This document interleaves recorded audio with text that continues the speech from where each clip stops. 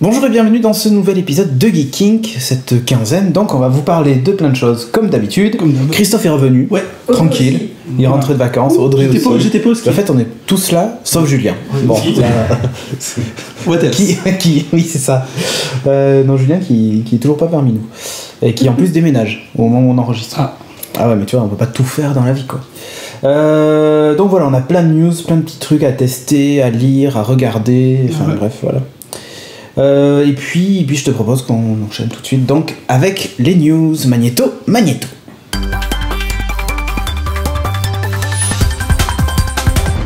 Et dans les news donc on a sélectionné pas mal de choses et la première c'est une news de toi Christophe parce que honneur à toi, t'étais pas là depuis longtemps tout ça. Ouais, honneur à celui qui revient voilà, exactement, en revenant voilà. Alors je vais vous parler en fait de Terraform Mars. Terraform Mars, si vous vous souvenez, c'était dans un épisode de Geeking qu'on en avait parlé, donc un manga qui racontait l'histoire d'êtres humains génétiquement modifiés qui prenaient la puissance de moustiques, d'insectes, enfin bon, peu importe, et qui avait pour mission d'éradiquer des cafards géants sur Mars. Voilà, parce que Mars avait été terraformé par des cafards, sauf que ce qui avait été pas tout à fait prévu, c'est que les cafards avaient muté et étaient devenus des créatures super balèzes. Espèce de super power. Mais vraiment, ouais, on va dire des tortues ninja, mais plus forts, des cafards ninja. C'est ça. C'est un peu ça. C'est vrai qu'ils ont un peu une gueule. En fait, je viens de réfléchir, ils ont un peu une gueule de tortues ninja, en fait, les cafards. Ouais, c'est ça. Ouais. Mais ça fait un peu samouraï avec la carapace, quoi. Oui, c'est ça. En tout cas, je me rappelle, c'était un bon manga, bien baston. Bon, pas un scénario franchement trop recherché, mais par contre, je pense qu'en animé, ça peut bien donner. Alors pour l'instant, c'est pas grand chose sur qui va le faire, quel studio. Bon, je sais pas si qui non plus, ça risque d'être licencié en France, mais c'est plutôt une bonne nouvelle. Il y a un trailer qui est vraiment très très court là, qui circule sur le net, juste quelques images, mais en fait ils ont repris des images du manga, mais ça donne envie quoi. Ça peut être bonne sortie. On va parler vite fait donc de Chronicles 2. Je sais pas si vous avez vu Chronicles le film. Non. Bon, en fait il y a une suite qui est prévue. Par contre le premier scénario était trop sombre, donc Max Landis s'est fait dégager par la Fox et ils l'ont remplacé par Jack Stanley pour écrire un truc un peu plus édulcoré en fait. Voilà. Pas très bon. Donc comme dirait Kevin, ça sent pas très bon. Et c'est quoi exactement là? Alors Chronicles en fait c'est l'histoire d'ados qui trouvent une espèce de météorite, un truc sous terre qui s'écrase sur terre. Ils touchent le truc et en fait après ils se retrouvent avec des pouvoirs. Et la fin fait beaucoup penser à Akira. Enfin dans l'esprit, c'est vraiment ça. Donc toi t'adores, c'est pas très long, hein, ça dure 1h30 je crois le film, et c'est filmé, franchement c'est top quoi. Et donc là le 2 Chronicles, regarde-le toi. D'accord. Je suis sûr que tu vas adorer. C'est pas du tout ce à quoi tu peux t'attendre, mais voilà. Parce que quand dans Chronicles tu vois des mecs qui volent et tout, tu te dis ça va être un truc de super héros. Parce que quand tu dis super pouvoir, je pense. Mais en gros c'est qu'est-ce qui se passerait si toi quand t'étais ado t'avais eu des super pouvoirs quoi. En gros c'est ça l'histoire. J'aurais fait le con hein. Regarde le film. Regarde le film. Un court-métrage Deus Ex Human Revolution, je sais pas si vous l'avez vu. C'est Machinima qui l'a publié. Alors ça respecte pas du tout l'histoire de Deus Ex. Ça reprend juste les personnages. Et l'atmosphère.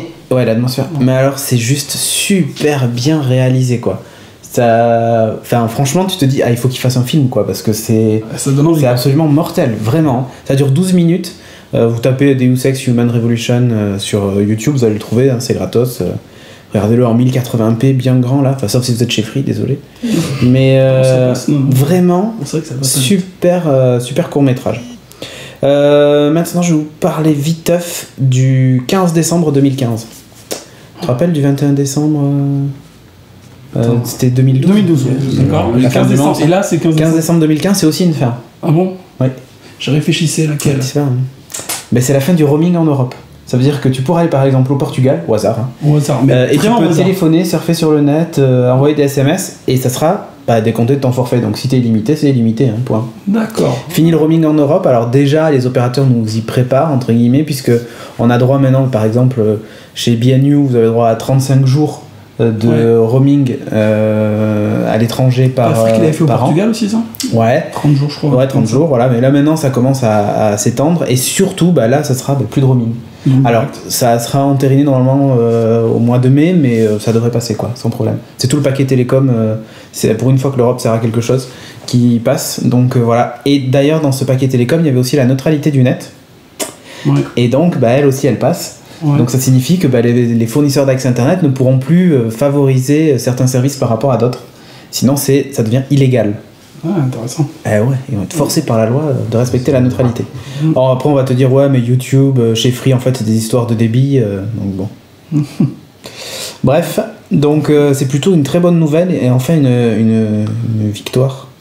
Parce que franchement, ça aurait pu être pire que ça. Aux États-Unis, par exemple, la neutralité du net, c'est pas gagné. Parce que les opérateurs peuvent favoriser, par exemple, un service vidéo en particulier. C'est payé comme Comcast. Voilà, exactement. Donc, du coup, tu es obligé de. Enfin, si tu veux, ils jouent sur ça. Après, les opérateurs, c'est eux qui font les investissements réseau, donc ça peut aussi se comprendre. Mais enfin, c'était un peu lourdingue de se dire si Netflix débarquait en France. Éventuellement, les opérateurs favorisaient leur plateforme de VOD, ils pouvaient brider Netflix, tu vois. Mais moi, ça m'étonne aux États-Unis, comme tu dis, en plus avec la loi antitrust, qui le peut tomber dessus, ça passe pas du tout sur le net, quoi. C'est marrant, c'est limite contradictoire. Et ouais, enfin, aux États-Unis, ça changera peut-être, mais pour le moment, en tout cas, c'était pas le cas, et au contraire même. Et la dernière news, je vais revenir vite fait sur un truc. Il y a eu la conférence Build Microsoft début avril. Où on a vu Windows Phone 8.1, Windows 8.update 1 et tout ça, donc il y a plein de trucs géniaux, les applis universelles et tout un tas de trucs. Mais surtout, j'ai été bluffé moi par Cortana. Alors Cortana, pour ceux qui jouent à Halo, vous savez qui c'est. Enfin, je ne vais pas spoiler si vous n'avez jamais joué à Halo, mais bon bref, c'est un personnage de Halo, très important, une jeune femme, qui parle en fait à Master Chief. Qu'on voit souvent sous forme d'hologramme et tout ça, et qui en gros vous donne des missions, ce que vous devez faire, et vous guide et vous dit attention votre armure, machin truc, une espèce d'assistant quoi en gros. Du coup ils ont utilisé le même nom, puisque forcément c'est un peu leur franchise Halo, et donc en gros ils ont mis Cortana dans les téléphones. Et là où c'est assez bluffant, c'est que c'est un croisement entre Siri et Google Now, dans le sens où il y a un peu de prédictif comme dans Google Now, et il y a de l'assistance comme Siri. Vocal et tout ça comme Siri qui marche franchement bien. Et dans les exemples qu'il donne, il y en a un qui est tout con, mais par exemple que ni Siri ne fait ni Google Now, c'est la prochaine fois que j'appelle Christophe, il faut que je pense à lui demander qu'il me rende mon DVD, tu vois, de je sais pas quel film, de Chronicles par exemple. Par exemple, que tu m'aurais prêté. Que je t'aurais prêté. Et donc, la prochaine fois que il m'envoie un SMS, ou qu'il m'appelle, ou que moi je l'appelle, ou que je lui envoie un SMS ou un mail, en fait Cortana va me rappeler, au fait, n'oublie pas de lui demander le DVD. Tu vois, ou quand par exemple tu ajoutes un truc tout con, mais avec Siri, si j'ajoute un rendez-vous à mon calendrier en vocal, il va me l'ajouter. Si jamais il y a un conflit avec un autre, il va me le dire. Donc voulez-vous déplacer, machin, ok. Mais par contre, si je colle 2 rendez-vous, il va rien me dire. Sauf que potentiellement les 2 rendez-vous ils peuvent être à l'autre bout de la ville quoi. Et donc Cortana va te prévenir en fait que Cortana en fait elle va te dire au fait et juste après vous avez tel rendez-vous à telle heure, et là tu peux dire oui mais attends c'est à l'autre bout. Vous avez rendez-vous à Paris juste après Marseille, voilà. Ok ouais. Bref, et en fait elle a de la capacité d'apprendre tout ça, et c'est plutôt bien pensé la façon dont c'est intégré. Allez voir la vidéo. Du coup ça c'est elle est assez bluffante la vidéo. Alors pour le moment ça sort aux États-Unis. En France, ça sera pas pour tout de suite, à mon avis, on peut attendre 2015 pour la voir. Mais l'assistant est quand même super efficace et il se base sur Yelp pour les recommandations de resto et ce genre de trucs, tu vois.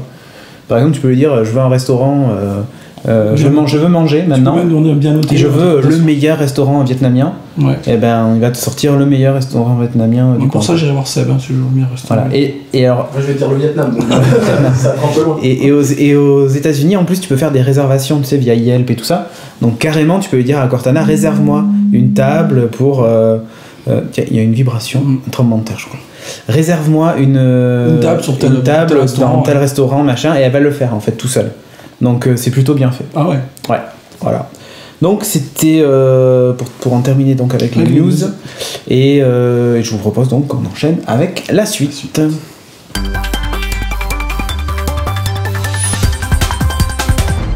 Dans la rubrique manga, Christophe va nous parler d'un manga. Ouais, mais alors Brynhildr ou Brynhildr, je dirais moi. Il n'y a pas de E, alors c'est bizarre. Non, mais comme c'est en allemand, je sais pas comment ça se prononce en fait. En allemand, ça c'est moi, je suis un mauvais élève, j'ai pas fait allemand en première langue. J'ai un vieux doute sur le fait que ce soit de l'allemand quand même. Il utilise beaucoup l'allemand, l'auteur. Donc, parce que il se termine par DR en allemand. J'en connais pas. Il se termine par DR. Non. Je sais pas, DDR. Non. Deutschland, Tast. Non, c'était pas ça. Non. Bon, bref. Brynhildr in the Darkness. Ouais, attention, en fait, c'est un manga qui existe depuis un petit moment déjà. Mais là, je voulais en parler parce qu'il va sortir en simulcast. Donc, c'est pour ça que je voulais en parler. Et l'auteur, c'est pas n'importe qui, c'est un auteur que j'adore, c'est Lin Okamoto. Et pour ceux qui s'en souviennent, c'était celui qui a fait Elfen Lied. T'as pas aimé Elfen Lied? C'était de la merde. Non, Elfen Lied c'est génial, arrête, tu peux pas dire ça. Ah non. Non, il est super. Attends, bon, vous avez pas les mêmes goûts, on va dire. Bon, non, attends. C'était génial. En vrai, tout le monde dit. En vrai, tout le monde dit. Moi, j'ai trouvé que c'était de la merde. T'as pas aimé? Moi, j'ai adoré. Alors justement, là, c'est l'histoire de... Bon, alors, en tout cas, on va retrouver pourtant la recette d'Elfen Lied. Je raconte un peu le pitch quand même. Ouais, vas-y, vite fait. Alors, en fait, c'est... 2 minutes. Ok, c'est bon. Si vous voulez pas que je parle de ça... Vas-y, fais. Bon, en fait, c'est l'histoire d'un jeune homme qui s'appelle Murakami, qui est souvent... qui passe... lorsqu'il est enfant, en fait, il passe toute sa jeunesse avec une jeune fille, et en fait, elle croit en l'existence d'extraterrestres, d'aliens qui occuperaient la Terre. Lui, il la croit pas, mais comme il aime beaucoup, il reste tout le temps avec elle. Et un jour, elle lui dit écoute, tu me crois pas, mais je vais te le prouver, et viens avec moi, et en fait, je vais t'emmener à l'endroit où se trouvent les extraterrestres. Raconter comme ça, c'est un peu space. Sauf que le jour où elle arrive, en fait, ce qui va se passer, c'est vraiment le début. Il va y avoir un très très grave accident, et en fait, elle va mourir. Et lui va survivre. Et du coup, il va pas savoir où sont les extraterrestres. Eh ben non, il saura pas. Sauf que... Putain, avec les boules. Du coup, 10 ans plus tard, en fait, l'histoire va se faire reprendre 10 ans après, lorsqu'il est ado. Et lui, bien évidemment, il va... un peu pour rendre hommage à cette fille, il va décider d'être astronome, pardon. Il va chercher les civilisations extraterrestres dans l'espace. Il veut travailler pour la NASA, en fait. Okay. Sauf que ce qui va se passer... Parce qu'il est japonais et que la NASA, c'est aux États-Unis. Ouais, et justement, il le dit. Ah, mais il le dit, ça va être chaud d'être embauché par la NASA. Il le sait, il le dit dès le début. En tout cas, ce qui est intéressant, c'est que dans son lycée, il va croiser une fille qui, bien évidemment, arrive de je ne sais où et qui ressemble comme 2 gouttes d'eau à la fille qui est morte, avec 10 ans de plus quand même, heureusement. Et c'est mieux. Il va tout de suite penser que c'est elle. Elle va lui dire qu'elle le connaît pas, bien entendu, tu sais pas qui tu es, voilà. Et cette fille va se révéler être très très étrange. Il va s'approcher d'elle, en réalité, elle va avoir des pouvoirs magiques. Voilà, des pouvoirs magiques, et puis pas n'importe lesquels. C'est Roswell, quoi. Assez balèze, quoi, les pouvoirs magiques. Et donc, voilà comment commence l'histoire, et voilà un peu. C'est marrant parce que Sophie, elle va nous parler d'un truc après dans la rubrique série. Qui ressemble à... C'est à peu près la même histoire. Alors, c'est un pitch qui peut paraître un peu léger, mais en fait, quand tu regardes l'histoire après, ça se laisse bien lire. Moi, j'ai lu le manga, c'est vraiment très très très très bien. Moi, j'aime bien le style. Alors après, n'en déplaise à certains. J'aime bien le style, j'aime bien aussi l'ambiance. C'est souvent... comme dans Elfen Lied, en fait, on va retrouver un peu ce qui a fait la recette pour moi du succès d'Elfen Lied, c'est-à-dire c'est vrai que c'est violent, c'est violent, d'accord, mais c'est souvent très très bien raconté. Tu as beaucoup d'action. Ouais, t'as beaucoup d'action. Ah, la télé s'est éteinte. La télé s'est éteinte. Je t'avais dit, t'avais 2 minutes. Ah ouais, pile 2 minutes. C'est rapide, hein. Bon, mais je vais arrêter alors. Vas-y. Non, mais en fait, moi, ce que j'aime beaucoup, c'est il y a toujours ce côté un peu personnage aussi qui est souvent déchiré. Alors, le héros, justement, ce que j'aime bien, pardon, c'est que le héros, souvent, c'est un jeune homme qui n'a aucun pouvoir et qui est souvent baladé par les événements, mais qui arrive toujours à se raccrocher et à jouer un rôle finalement déterminant dans l'histoire, parce que par son intelligence, il arrive à s'en sortir. C'est pas un héros qui est super balèze, c'est toujours un héros qui a plutôt du bon sens, et franchement, normalement, il devrait mourir dès le début, quoi, tellement il est faible, surtout par rapport à la fille qui va se révéler être bien évidemment quelqu'un d'ultra puissant, et par opposition, cette fille qui est ultra puissante est d'une très grande naïveté, elle est même limite un peu simplette. Lorsqu'il lui demande de réciter étape de multiplication, elle n'est pas capable, des choses, parce qu'en fait, c'est comme si elle était bloquée à 5-6 ans d'âge mental. Donc du coup, elle est un petit peu perdue, et puis il va rencontrer d'autres filles, d'autres personnages qui apparemment aussi seraient des magiciens. Et alors, bien évidemment, on va retrouver aussi, sans doute derrière le complot militaire, on sait pas trop. C'est vraiment bizarre. Mais en fait, c'est parce que le début est très étrange, tout est mélangé, et on sait pas trop. Extraterrestre, militaire, modification génétique, tout est mélangé, mais j'aime bien parce que, en fait, il te lance plein de pistes. Après, c'est là que Godzilla arrive. Ouais, peut-être. Non, mais sérieux, c'est vrai, il lance plein de pistes. Il y a des kaiju, tu vois, qui débarquent. Et puis il y a des guerres qui arrivent. C'est ça. Ouais, exactement. Les envahissent Rome. Ça me fait penser aux mecs les pubs Canal+, tu sais, les mecs qui te racontent le pitch du film et tu comprends rien. Tu comprends rien parce qu'il y a plein de choses. C'est un truc de tous les trucs qui sont diffusés sur Canal+. Ouais, c'est vrai. C'est un peu ça. Sauf que là, bon, c'est assez cohérent quand même. C'est vrai que raconter comme ça, je vais essayer de le faire vite, mais c'est assez cohérent quand tu regardes l'histoire. Ok, donc pour le moment, il y a 3 tomes de sortie, c'est ça? En France, il y en a 3 tomes et il y en a 7 au Japon. D'accord. C'est dommage, je vous donne pas envie, mais franchement, allez-y, quoi. C'est vraiment très très bien, quoi. Attends, mais j'ai pas dit mais j'ai l'impression que je dis juste que c'est n'importe quoi. Ah, mais ça veut pas dire que c'est nul. Tu sais, on fait des trucs vachement bien. Oui. Donc finalement, il est embauché par la NASA ou pas? Alors ça, on sait pas encore. Il est encore trop jeune. D'accord. Au début. Ici, ils embauchent un peu tout le monde. Ils ont embauché Pierre Richard dans Gravity. Ah oui. Il arrive que des conneries à la pauvre dame, donc tu vois. Oui, c'est vrai qu'elle a pas de bol. Ouais. Non, mais là, c'est pas rien à voir. Ok, très bien. Bon, moi, en tout cas, je dis que c'est très bien. Après, on va voir. Ça va. Donc tu recommandes chaudement? Bah oui. Le prix du tome, tu sais à peu près? Ah, aucune idée. Très bien, parfait. C'est génial. Donc il y en a 3, ça devrait pas coûter plus de 50 €. Hein. À peu près, 7 € le tome, voilà, c'est à peu près le prix moyen. Ok, bah très bien. Allez. Chez Tonkam, moi je lui dis. Ah, chez Tonkam, tu l'as pas dit? Ouais, c'est chez Tonkam les tomes. Voilà. Bref, allez. Sur ce, donc, on enchaîne avec la suite.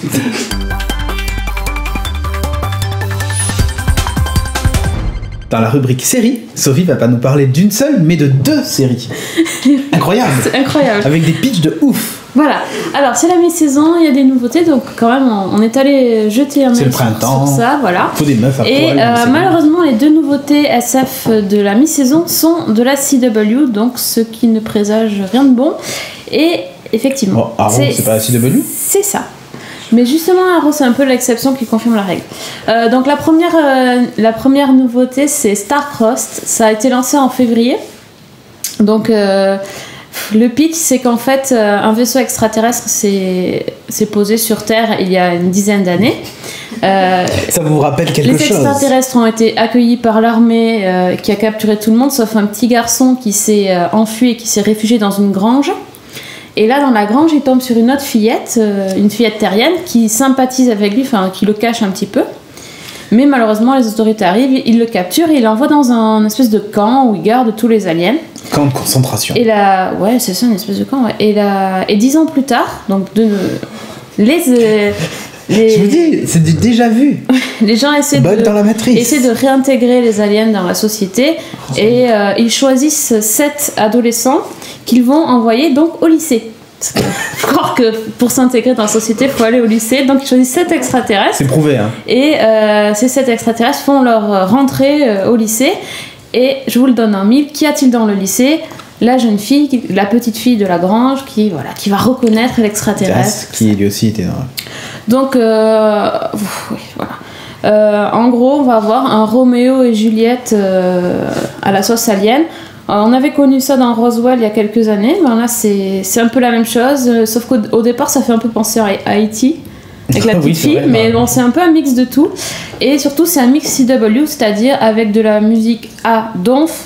Ah non, c'est pas pire que l'autre. Hein. Oui, non, mais c'est aussi voilà, avec de la musique à donf, avec des extraterrestres beaux, magnifiques, hyper style, avec des tatouages, enfin des espèces de trucs un peu tahitiens, je sais pas comment c'est fait, enfin un style vraiment. La CW, on peut pas faire plus cliché. Voilà, c'est du cliché, c'est ennuyeux au possible. Hein. Un seul épisode, franchement, ça suffit.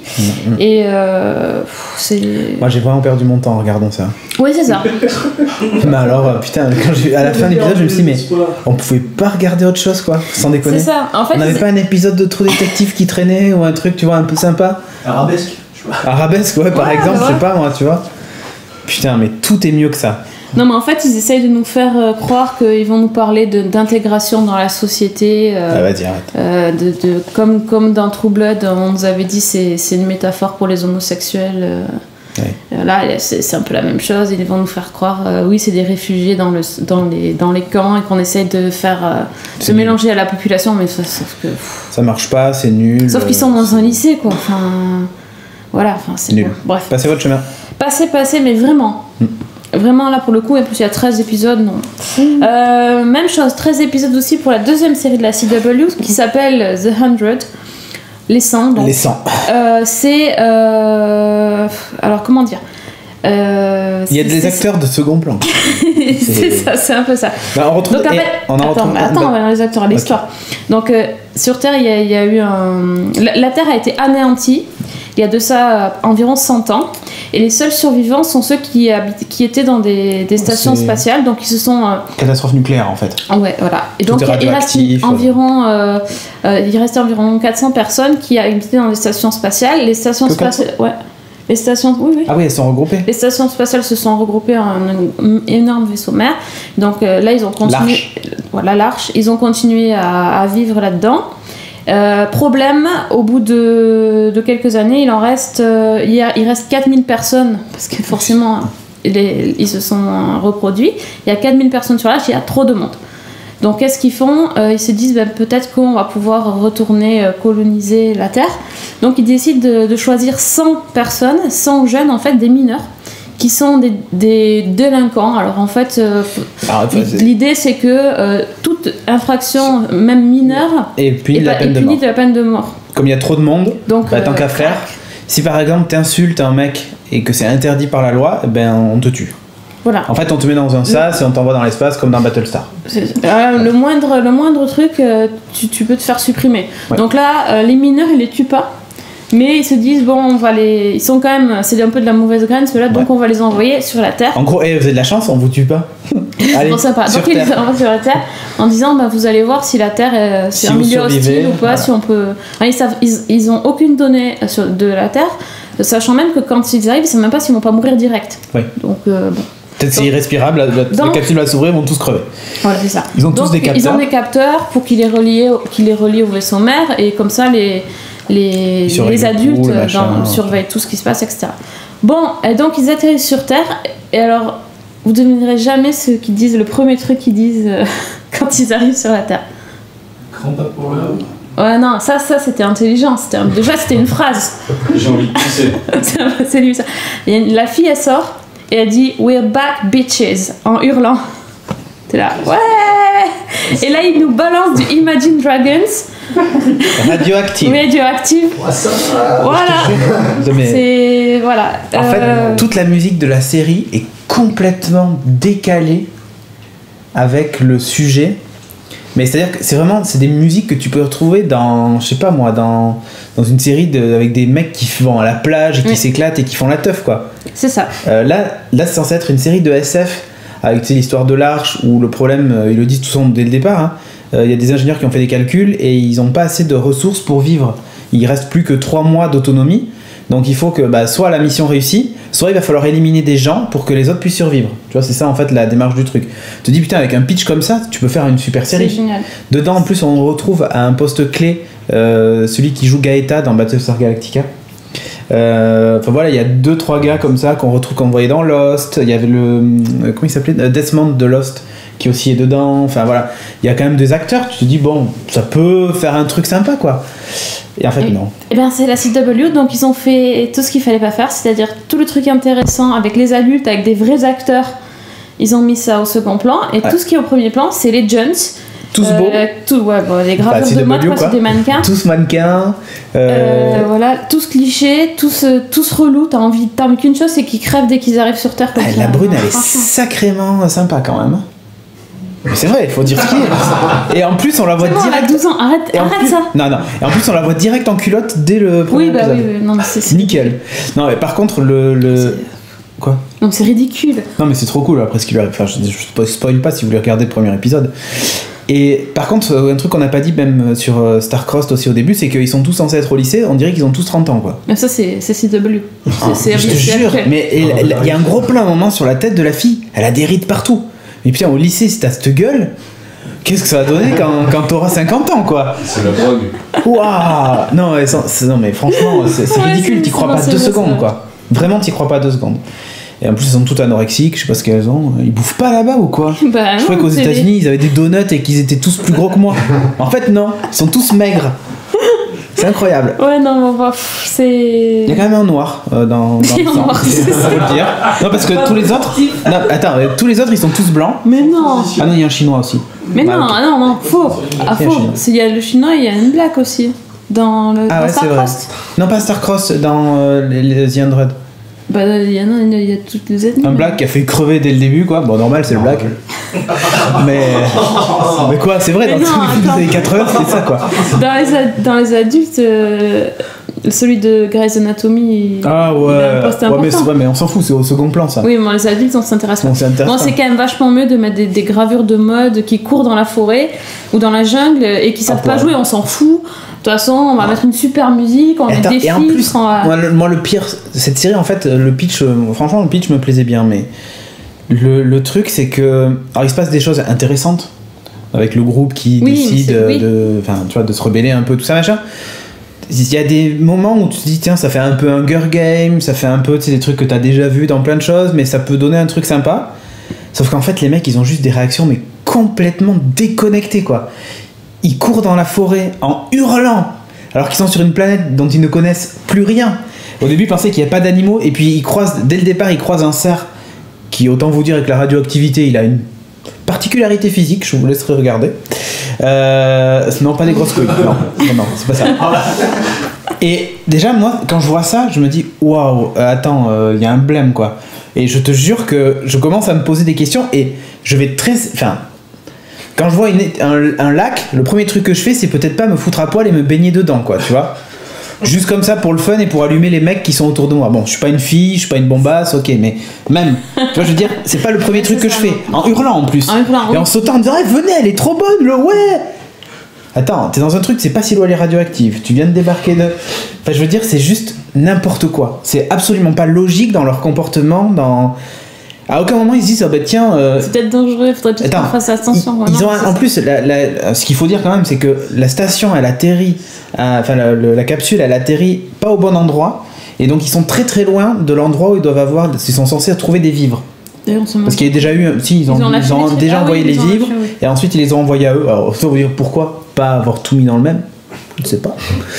Donc le truc c'est que le vaisseau aurait dû atterrir, mais il y a un truc qui a déconné, et donc du coup ils atterrissent pas du tout au bon endroit. Alors ils sont 100, je vous rappelle, et ils sont 5 à partir chercher les vivres pour 100. Je leur souhaite courage. Donc 2 qui font à peu près 35 kilos. Ouais, à peu près. Ça va être un peu un problème. 2 filles dont une qui une cruche pas possible. 2 autres, ouais, franchement, je te dis, mais les mecs ils vont porter une bouteille d'eau, ils vont mourir, quoi, en fait. Donc, et il te dit, ok, donc ils partent à 5 chercher des vivres pour 100. Mais c'est trop cool! Et les autres ils en ont rien à foutre, tout ce qu'ils veulent c'est faire la fête et s'éclater, sans rien. Hein. Bon, normalement, au bout du 3-4e épisode, il devrait être plus que 10. 2. Je pense qu'à la fin ils sont 2. Ça va vite. Bon, surtout qu'à la fin de l'épisode il se passe un truc qu'on voit y arriver quand même. Il se passe un truc, pour le coup c'est bien parce que ça les fait retomber un peu. Non mais attends, mais et encore, ils ont des logiques, et encore, ça les fait retomber, je suis même pas sûr. Et à la fin de l'épisode il y a une espèce de mini bande-annonce de ce qui nous attend après, parce qu'en gros, bon on a foiré un peu le pilote, mais vous allez voir il se passe plein de trucs. Et ça m'a presque donné envie de regarder quand même au moins le 2e pour voir, quoi. Bah, si tu veux, s'il fallait choisir, qu'il fallait vraiment si on était puni, on disait bon ce soir t'es obligé de regarder un truc de la CW, à choisir, vaut mieux regarder les 100 parce qu'au moins il y a une idée derrière, même si on a envie de mettre des baffes aux ados. Plutôt que l'autre, franchement, il n'y a rien. Enfin, l'histoire d'amour au lycée. C'est moche. C'est moche ce qui se passe. Ils mériteraient tous d'avoir les beaux là aussi, tiens, pour la peine. Comme ça, au moins, ils tiendraient 10 jours, même pas, et on n'en parlerait plus, quoi. Les 100, allez, dégage. Bon, mais en tout cas, au niveau des audiences, c'est les 100 qui bat largement l'autre, donc bon, à voir ce que ça donne. 13 épisodes aussi, mais on n'ira peut-être pas au bout des 13. Hein. Non, mais j'aimerais bien en voir un 2e quand même, histoire, tu vois, de revoir la brune. Et puis ensuite, bon, j'arrêterai, quoi. Et aussi de te faire une playlist. Une playlist, de musique de Jones, quoi. Voilà. Ça aussi, putain, mais c'est complètement décalé, c'est un truc de SF, et t'as que des musiques, mais genre à donf, quoi. Tu te dis, mais attends, mais c'est quoi le rapport, bordel? Enfin bref. Donc, sur ce, franchement, si vous voulez pas perdre votre temps, regardez pas. Désolé. Ouais. Allez, on passe à la suite, donc.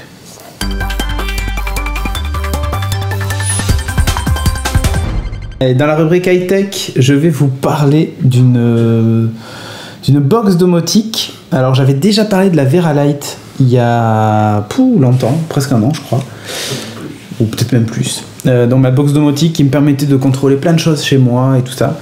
Dernièrement d'ailleurs il y a eu pas mal de mises à jour de petits plugins et tout ça un peu sympa. Du coup, par exemple, j'avais la météo de ma station Netatmo, enfin la météo, la température intérieure et tout ça, et du coup, je pouvais déclencher des scénarios en fonction des valeurs de température et tout. C'est compatible toujours avec les Philips Hue, donc ça me permet de contrôler aussi mes ampoules Philips directement depuis la box, plutôt que de passer par une autre appli. Enfin, je pouvais tout centraliser, c'était pas mal. Et là, donc, j'ai l'opportunité grâce à Domadou, donc qui m'a envoyé tout ça pour tester, de tester la Home Center Lite. Alors la Home Center, c'est Fibaro qui fait ça. Fibaro, c'est une des références dans la domotique Z-Wave parce que c'est ceux qui sortent les entre guillemets plus beaux appareils de domotique, dans le sens où c'est les produits sont vraiment bien finis et puis c'est livré dans des boîtes. Franchement, t'as l'impression d'ouvrir une boîte d'iPhone quand tu ouvres la boîte de la box domotique, tu vois. C'est des toutes petites boîtes, c'est vraiment super bien fait. Et les modules de la domotique. Ouais, et franchement, quand tu vois la tronche du module détecteur de fumée, il est juste magnifique. C'est-à-dire que un détecteur de fumée classique, que tu vas chez Casto et t'en achètes un, c'est une boîte blanche toute pourrie qui est énorme en plus. Et bien là, en fait, eux ont fait un truc avec une petite grille en métal. Franchement, l'objet, si on te dit pas c'est un détecteur de fumée, tu peux pas deviner ce que c'est, quoi. Ah oui, tu penses à un yo-yo, peut-être, pourquoi pas. Ou tu vois, ou je sais pas, un lecteur MP3, ou je sais pas. Non, je sais pas. Donc ouais, plus un appareil ouais, ou tu vois, ou une enceinte Bluetooth, tu vois, genre un truc comme ça. Bref, donc un capteur de fumée et de température qui fonctionne avec une pile, qui peut aussi être branché sur secteur d'ailleurs, vous avez le choix. Donc ils m'ont envoyé ça, ils m'ont envoyé aussi donc la box qui est là, la Home Center Lite, et ils m'ont aussi envoyé un wall plug, alors là qui est branché sur mon ordinateur, donc je vais pas aller le débrancher, sinon on n'aura plus de télé, plus rien derrière, qui mesure la consommation, qui dispose de LED tout autour qui permettent de faire par exemple une veilleuse la nuit dans la chambre des enfants, qui peut changer de couleur aussi en fonction de la consommation, voilà, ça va du blanc au violet, plus vous allez vers le violet, plus vous consommez. Tout le temps dans le violet? Non, pas du tout. Je suis dans le vert, donc je suis à peu près au milieu. Et voilà, donc ils m'ont envoyé ces 3 modules. Alors comme j'avais plein d'autres modules ici, je me suis dit c'est cool, je vais essayer de voir si je peux intégrer et arriver à reproduire ce que j'ai avec ma Veralight, avec cette Home Center Lite. Alors déjà il faut noter un truc, c'est que la Veralight elle vaut 179 €, si vous la trouvez assez facilement, peut-être même 10 € moins cher maintenant. La Home Center Lite elle est à 279 €, donc déjà il y a 100 € de plus. Ah oui. Alors vous allez me dire qu'est-ce qui justifie cette différence? Le packaging. Pas que le packaging. Dans l'ensemble, la partie logicielle chez Fibaro est beaucoup plus évoluée. Enfin, beaucoup plus évoluée. Elle est beaucoup plus belle et elle se veut plus user-friendly. Dans la pratique, on verra que c'est pas du tout le cas, mais voilà. Le logiciel est quand même pas mal fait. Il y a le matos est plutôt cool quand même. Donc, bon. C'est un peu ce qui doit justifier ça. Ouais, et puis il y a un service cloud de connexion à distance, tout qui est assez bien fait. Je pense qu'il y a aussi un peu de ça. Après, cette box, elle a aussi un avantage, c'est qu'en fait, elle est évolutive dans le sens où, par exemple, sur le côté, je vais réussir à l'ouvrir peut-être. Voilà. Ouais, c'est bon. C'est bon. Sur le côté, on peut brancher des modules. Alors, il y a 2 modules prévus aujourd'hui, enfin qui ont été montrés en tout cas. Voilà, de 2 côtés quand on enlève les caches. Un module batterie et un module GSM. Alors l'intérêt, c'est qu'effectivement, si vous avez une coupure de courant, la box domotique, elle peut rester quand même en activité pour vous envoyer justement une alarme qui dit il y a une coupure de courant ou voilà, il y a un problème. Donc ça permet ça en fait. Bon. On peut imaginer que demain, ils pourraient aussi mettre un autre module pour être compatible avec un autre protocole par exemple. Le Zigbee, enfin il y a d'autres protocoles, il n'y a pas que le Z-Wave dans la vie, mais voilà, ça pourrait permettre éventuellement ça. Quand je vous dis c'est minuscule, franchement c'est absolument minuscule quoi. Enfin vous avez un verre à côté, voilà quoi, c'est tout petit. Hein. La Home Center 2 de chez Fibaro qui vaut 599 €, donc c'est sa grande sœur, elle est à peu près grande comme ça, tout en métal, tout en alu, avec un processeur Intel dedans, enfin c'est limite un ordinateur le truc. Elle est pas mal, elle a un inconvénient majeur, c'est que aujourd'hui, dans la version du logiciel, la 3.5, 3.5 on va dire, parce qu'il y a des chiffres derrière mais on s'en fout, elle est compatible uniquement avec des périphériques Z-Wave et typiquement, là où avec ma Veralight, je pouvais contrôler mes Philips Hue et aller chercher ma météo Netatmo, je peux pas le faire avec cette box là. Alors, je peux pas le faire, oui je peux vraiment pas le faire quoi. Alors qu'avec la Home Center 2, il y avait toute une partie de programmation qui était possible. Alors là, c'est de la vraie programmation d'informaticien barbu, hein. Mais il y a des gens qui ont fait des plugins et vous pouviez les installer en 2 clics. Donc si vous ne saviez pas développer, c'était pas grave, à la limite, vous le téléchargiez, vous modifiez 2 paramètres, c'était réglé, vos Philips Hue et marchaient avec. Là, ça ne fonctionne pas. Alors, la version 4 du logiciel, qui doit sortir normalement dans quelques semaines, apporte un store dans la box. Et alors, c'est là où ça va prendre tout son intérêt. C'est que vous allez pouvoir installer le module Netatmo directement bien développé comme il faut, l'installer dans votre box et vous en servir. Ils ont prévu aussi toute une partie multimédia. Donc, si vous êtes équipé en Sonos à la maison ou ce genre de truc, ou avec des amplis ou des télés connectées, mais vous allez aussi pouvoir piloter les télés via la box. Voilà. L'intérêt, c'est qu'en fait, à la fin, vous êtes capable de faire des scénarios qui allument la télé, qui font tel machin, tel truc, en fonction de l'heure, enfin voilà. Franchement, quand le logiciel sera disponible, je pense que cette box, la Lite en tout cas, peut devenir vite un incontournable, parce qu'elle n'est pas si chère que ça par rapport aux autres box. Le logiciel est plutôt sympa. Alors après, il y a des gros défauts d'ergonomie, je vous en montrerai un tout de suite sur l'iPad. Ah oui, forcément, vu que j'ai débranché, il va pas pouvoir s'y connecter. Mais bon, je vous mettrai des captures dessus, comme ça vous le verrez. L'interface en fait est pas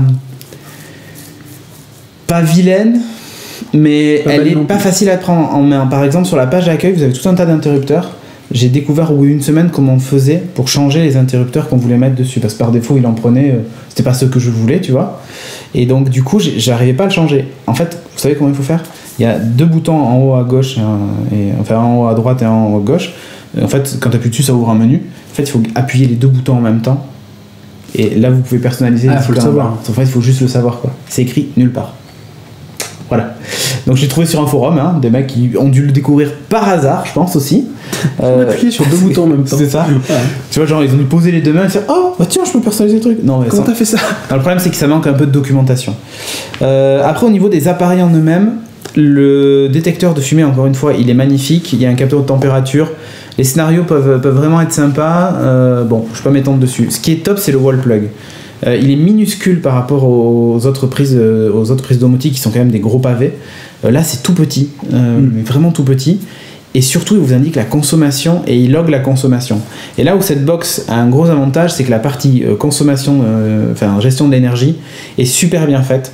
Et donc, si tu indiques ton tarif horaire sur ta facture, en fait, il peut même te dire combien tu dépenses par jour en euros sur, par exemple, vérifier ta facture.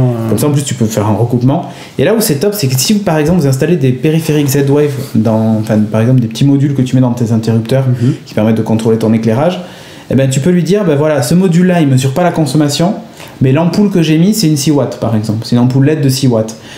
Tu lui indiques que cette ampoule fait 6 watts, et du coup, quand il va détecter qu'elle est allumée, il va la compter dans la consommation. Et ça, n'importe quel module, même, tu vois, j'ai mes gros modules qui sont des vieux modules Z-Wave, ils ne mesurent pas du tout la consommation, mais par exemple, j'ai branché mon Smart Garden dessus, c'est 2 LED qui font 6 watts au total, c'est 2 LED de 3 watts, du coup, j'ai déclaré ça, et du coup, dès qu'il est allumé, il me le compte dans ma consommation.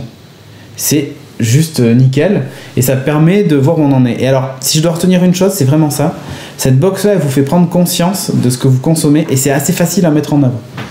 Donc, ça peut te faire corriger ta consommation si tu vois qu'il y a des postes vraiment où tu dépenses énormément pour pas grand-chose. Exactement.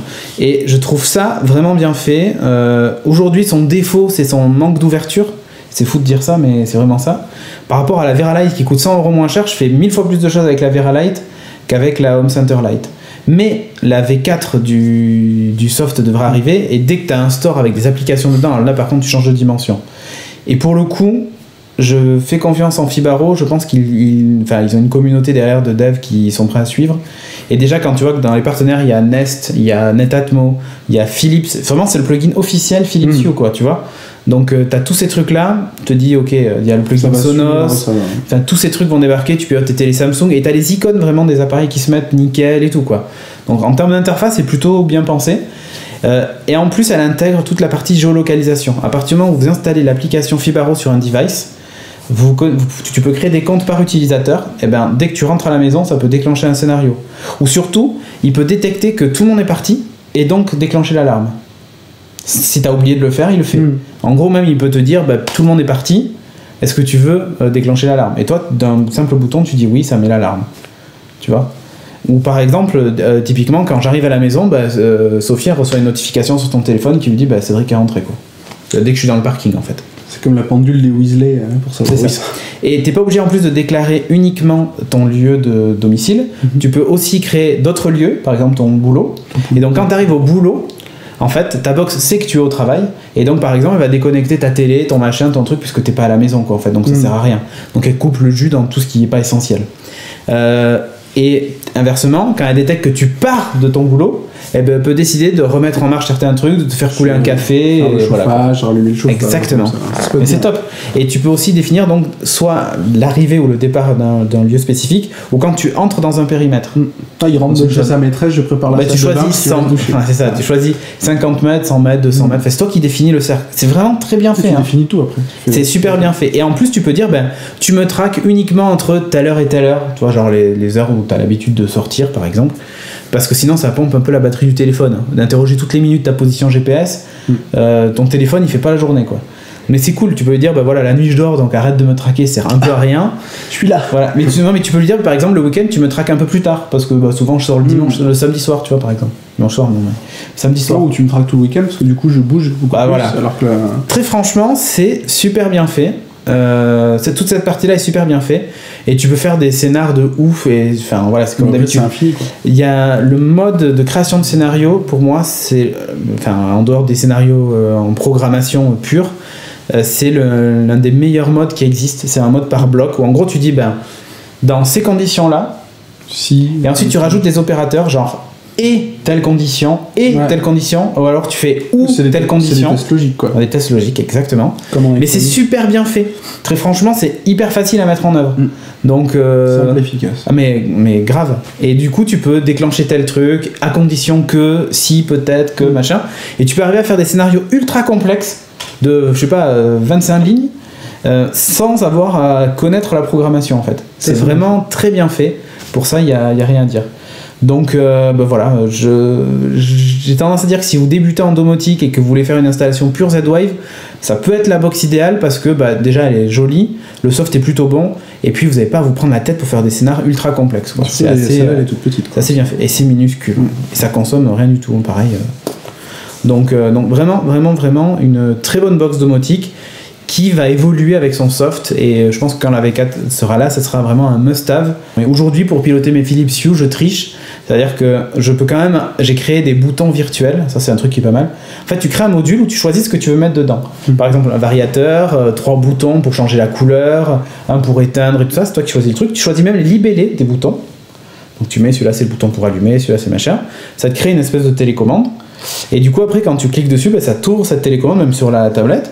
Et tu appuies sur tes trucs, ça pilote tes lumières. Et en fait, comme elle n'est pas capable de communiquer directement avec mes Philips Hue, en fait, je passe par la Vera.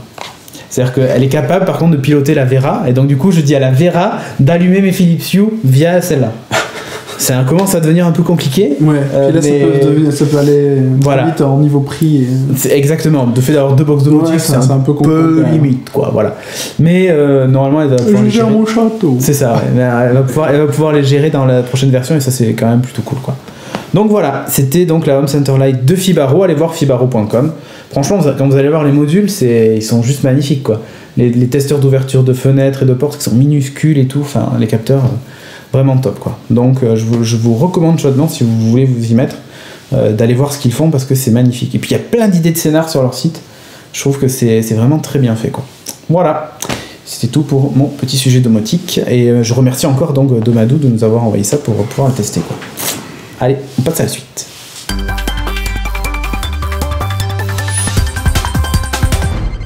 Audrey va nous parler d'un jeu de voleur. Un super bon jeu. Un super bon jeu, enfin qui aurait pu être un super bon jeu. Qui aurait dû, qui mériterait. Qui mérite des baffes, du coup. Ouais. Et ouais. Moi j'avais joué au précédent, c'était vachement bien, même si c'est un style que j'aime pas trop. Alors, pour dire de quoi on parle, on va parler de FIF. De TIF. 4. De TIEF. C'est le 4. 4. TIEF le 4. Oui. Que t'as joué au premier, au 2, au 3 1, 2, 3. Ah, t'as fait les 3 précédents, oui. Toi. Alors, je les ai pas finis parce que c'est très très dur par moment et je suis pas un très bon joueur. Tu sais, moi, à l'inverse, j'ai fait aucun des 3 précédents. Ouais. Et j'en avais déjà entendu parler. Et du coup, je me suis dit, le 4, c'est le moment de s'y mettre. Après tout, ils ont voulu en faire un remake, un peu comme ce qu'ils ont fait pour le dernier Lara Croft. D'accord. Donc je me suis dit, ça peut être pas mal de se lancer dans reboot, quoi. Voilà. Ouais. En commençant par ça, pourquoi pas. Ah non, j'adorais les flèches d'eau pour éteindre les lumières. Ouais, alors comme t'as dit, c'est un jeu d'infiltration. Tu incarnes Gareth qui est un voleur. Yeah. C'est vraiment un voleur, il n'est pas taillé pour le combat. Donc tu dois éviter les gardes. Tu peux bien sûr les assommer de préférence par derrière parce que sinon ils vont alerter tout le monde et là tu te retrouves avec tout le monde. Il y avait des flèches derrière pour sonner aussi, enfin pour assommer. Ouais, t'as des flèches qui sont émoussées qui du coup ne font pas mal. T'as des flèches. Celles-ci te permettent aussi de casser des mécanismes par exemple. Ouais. T'as les flèches qui te permettent de faire des cordes pour après t'accrocher et aller à d'autres endroits, donc notamment des toits. Toi, comme tu fais du tir à l'arc, ça te plaisait quoi. Tu te dis, oh trop cool, un mec qui se bat au tir à l'arc, à l'arbalète, tout. Voilà. Ils sont cons. Oui, l'idée était pas mal. L'ambiance du jeu est assez sympa. Alors je sais pas si ça respecte un peu ce que toi t'as connu dans les premiers opus. Oui. Je sais pas trop comment la décrire. C'est un peu médiéval. T'as un petit côté un peu sombre. Pas steampunk, parce que c'est pas du steampunk, mais ça pourrait. C'est entre le Moyen-Âge et la période industrielle. Ouais. Un truc un peu mélangé, mix des deux, quoi. Parce qu'il y a des mécanismes. Ça fait un peu Renaissance. Et t'as un peu d'électricité quand même, parce que des fois t'as des pièges qu'il faut que tu désamorces. Enfin. Ouais, c'est un peu. Voilà, il y a un peu de magie, il y a un peu de trucs. Voilà. Dishonored. Qu'est-ce qui t'arrive? Dishonored, mais plus steampunk quand même. C'est un peu moins steampunk que Dishonored, mais oui, ça pourrait ressembler un peu à ça, plus sombre que Dishonored. Ah oui. Le but du jeu... De toute façon, c'est d'utiliser l'ombre et la nuit. Hein, c'est exactement ça ce que j'allais dire. Dans Dishonored, on a des phases où on est dans la lumière et on doit quand même se cacher. Dans FIF, il faut faire attention à rester toujours dans l'ombre, à tirer parti de tous ces petits recoins d'ombre, de rester derrière les gens, de ne pas faire de bruit, de s'accroupir. Sur les tapis, tes pas font moins de bruit que sur du verre, sans blague. Oh là là. Incroyable. Ou sur le parquet. Oui, il y a plein de petites choses comme ça qui sont pas mal. Alors c'est plutôt pas mal, mais en théorie, parce qu'en pratique, on se rend compte que c'est assez différent. C'est une catastrophe. C'est un peu une catastrophe. Attends, je termine juste dans les plus. Ah bah tiens, il y avait que l'ambiance. Voilà, ça c'est fait. On passe à la suite. On passe à la suite. Non, il y a Gareth qui est quand même assez sympa. Qui est classe. Perso, il est classe. Moi honnêtement, j'ai un peu envie de faire de ce genre de cosplay. Je trouve ça super. T'as envie de faire Gareth quoi? Moi je fais Gareth. En meuf. Ok. Ouais. Garetta quoi. Mais du coup je le ferai pas vu que le jeu je l'aime pas. Ok. Donc c'est bien un perso voleur. C'est pas mal d'avoir un vrai voleur qui doit fuir et qui doit pas forcément se battre. Ouais, ça je trouve ça vraiment bien. C'est assez intéressant. Ça oblige du coup à faire de l'infiltration et pas forcément à passer par le mode bourrin. J'aime pas ça non plus. Je crois que je me rends compte de plus en plus que ça me saoule. Non, ça me saoule. Le scénario, il se construit petit à petit. Je le dis tout de suite, j'ai pas fini l'histoire, je ne la finirai pas parce que je n'aime pas ce jeu. Et il me gonfle. C'est ouf, hein. T'imagines? Ouais. Ouais, moi aussi, je sais. Non, je peux plus, je peux vraiment plus. Et ça me fait assez. Ça me pèse parce que je l'ai payé 50 €. Hein. C'est pas un jeu qu'on nous a envoyé parce que il y a très peu d'ailleurs de jeux qu'on nous envoie pour le test. Hein. Je tiens à le dire. Donc là, c'est 50 €. C'était un petit message. Non, mais. De l'autre côté, on a le droit de les défoncer. C'est vraiment de la merde. 50 € jetés par la fenêtre. Moi, non, mais pour le coup. Pour 50 €, vous pourriez acheter un meuble Ikea. Ah, mais grave. Et ça vous sert vachement plus. Et tu peux même le ramener pour échanger parce que c'est trompé. Et tu peux le ramener parce que t'as pris des portes qui sont pas à la bonne taille. Non, mais c'est vraiment 50 € et tu. Mais moi, j'ai mis combien de temps à me rendre compte que j'aimais pas le jeu? Genre 2 jours. Au bout de 2 jours, je me suis dit non, merde, j'en peux plus. Non. J'ai mis 1 jour à connecter cette putain de manette parce qu'au clavier c'était n'importe quoi. Vous pouvez jouer. Je connecte la manette, je paramètre tous les trucs parce que PC c'est pas toujours simple. Et c'était pas toujours évident. Je me suis dit, alors ils ont chié le gameplay au clavier, ils ont chié le gameplay à la manette. Mais ils l'ont pensé pourquoi en fait pour Kinect. Je sais pas. Non mais vraiment je sais pas, je suis vraiment déçue. Il y avait la souris, juste la souris. Ouais. Non mais il y avait des trucs illogiques genre je joue à la manette du coup pour l'instant, enfin je jouais pour changer mes armes, je faisais au clavier parce que c'est plus simple. Tu vois, c'est le truc. Avec mon pied. Voilà. Avec mon pied au clavier, j'appuyais pour pouvoir changer. Non, c'était n'importe quoi. Alors moi je chose du 45 donc c'est pratique, mais toi et tes petits pieds, bon. Donc ça c'était des petits trucs.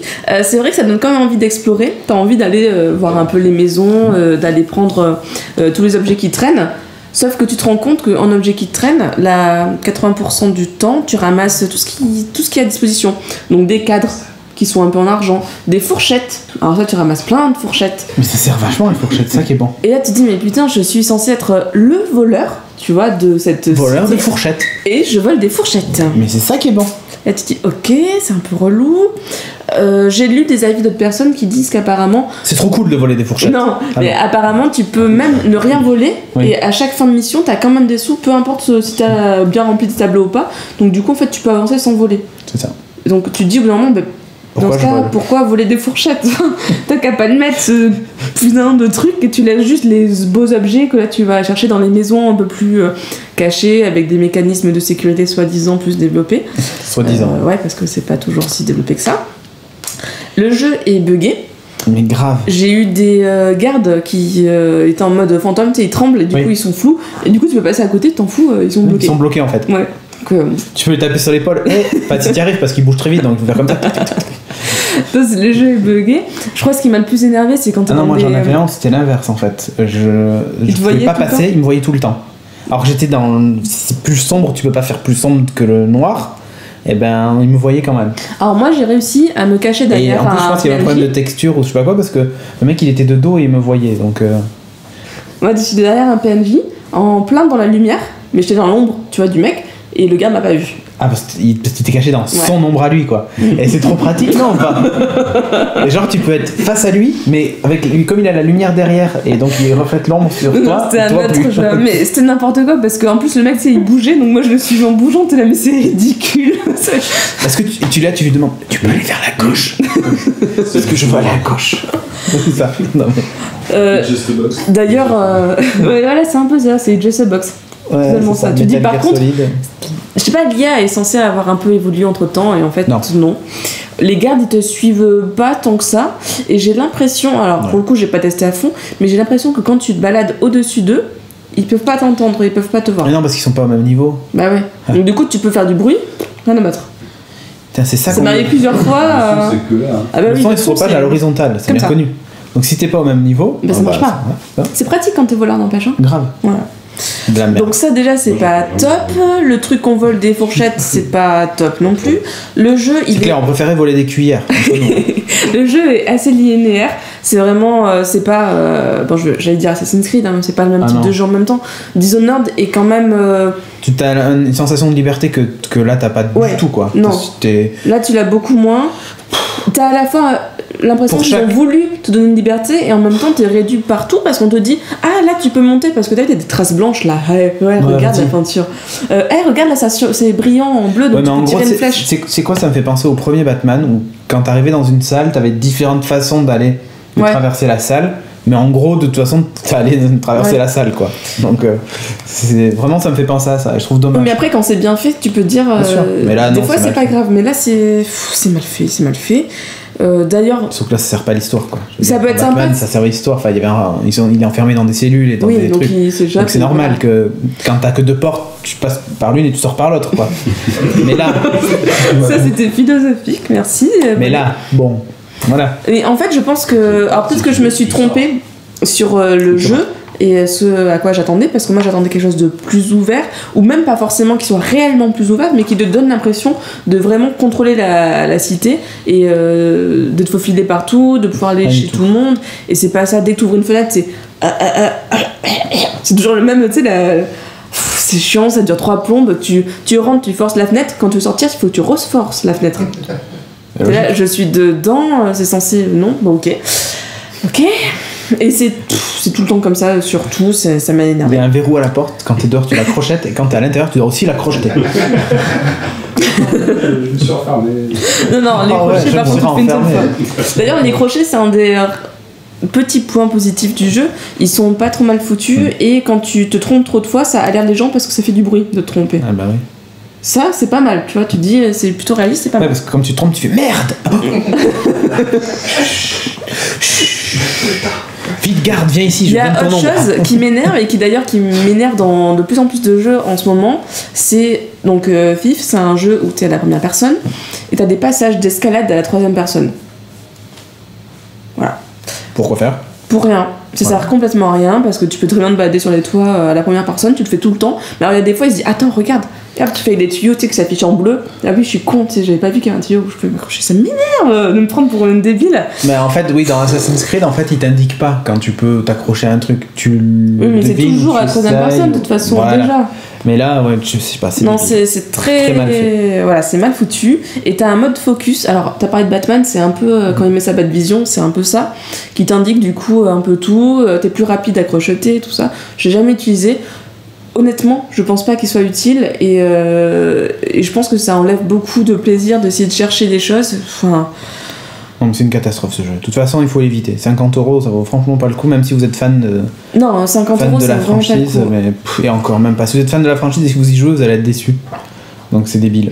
Moi j'ai arrêté le jeu quand il fallait s'infiltrer et que il buguait tout le temps. J'ai essayé de monter en fait en mettant une corde en montant et une fois en haut il bloquait et je pouvais plus rien faire donc le gars me voyait et tiens il me tire dessus. C'est pas les mecs qui ont fait Batman Arkham City qui ont fait ça me rappelle des trucs de grappin qui est quoi. C'est Eidos Montréal. Ouais. Qui a une origine. J'ai fait ça. Et en plus c'est Eidos Montréal quoi, sans déconner. Non mais oui c'est des bons, enfin c'est des grosses boîtes qui sont derrière. Tu payes le jeu 50 €. C'est pas un AAA parce qu'il n'y a pas eu autant de budget quand même qui était mis là-dedans que trop d'autres. Mais quand c'est pas un triple A comme la France quoi. Non. Alors si vous cherchez un jeu d'infiltration, honnêtement avec une jolie ambiance, prenez Dishonored et vous le jouez en mode fantôme. Donc en mode infiltration à fond, et je pense que ça vous plaira beaucoup plus. Pour l'histoire, du coup, je peux pas le juger. D'après les avis de différentes personnes que j'ai pu avoir, c'est de la merde. Voilà, je le dis simplement. Je suis un peu déçue parce que l'histoire, moi, au début, elle me plaisait, et je me disais, ça peut faire quelque chose. Apparemment, c'est pourri. Mais du coup, je le citerai pas en point positif. Et en fait, ça fait plusieurs épisodes où au lieu de recommander des trucs, on les défonce, quoi. Ah mais là en ce moment j'ai du mal à trouver des jeux vidéo défoncés, voilà. Ouais. Donc c'est cool. C'est Geeking pas content. C'est Geeking pas content. On a dit qu'on le ferait un jour. Pas content. Mais en ce moment sinon on joue vachement à un petit jeu avec Timo qui s'appelle Spirit Stone. 2048. Non Spirit Stone, c'est sur Android, je crois que c'est aussi sur iOS. Mais non mais joue à Hearthstone, il vient de sortir sur mais iOS. trop pas, il est sorti en Nouvelle-Zélande. Il arrive. Attends, non mais quand on enregistre, il sera sorti pareil. Ça fera. Oui, mais vu que tu mets du temps à monter, c'est possible. Vas-y ta gueule. 3 semaines au moins, un truc comme ça quoi. Non mais oui, Hearthstone par contre il défonce bien, sur PC il est cool et à mon avis en tactile c'est juste parfait. Et ça on l'avait déjà dit et on le redit, quand il sort il faut absolument le prendre. Parfait, défonce. Allez, on enchaîne avec la suite.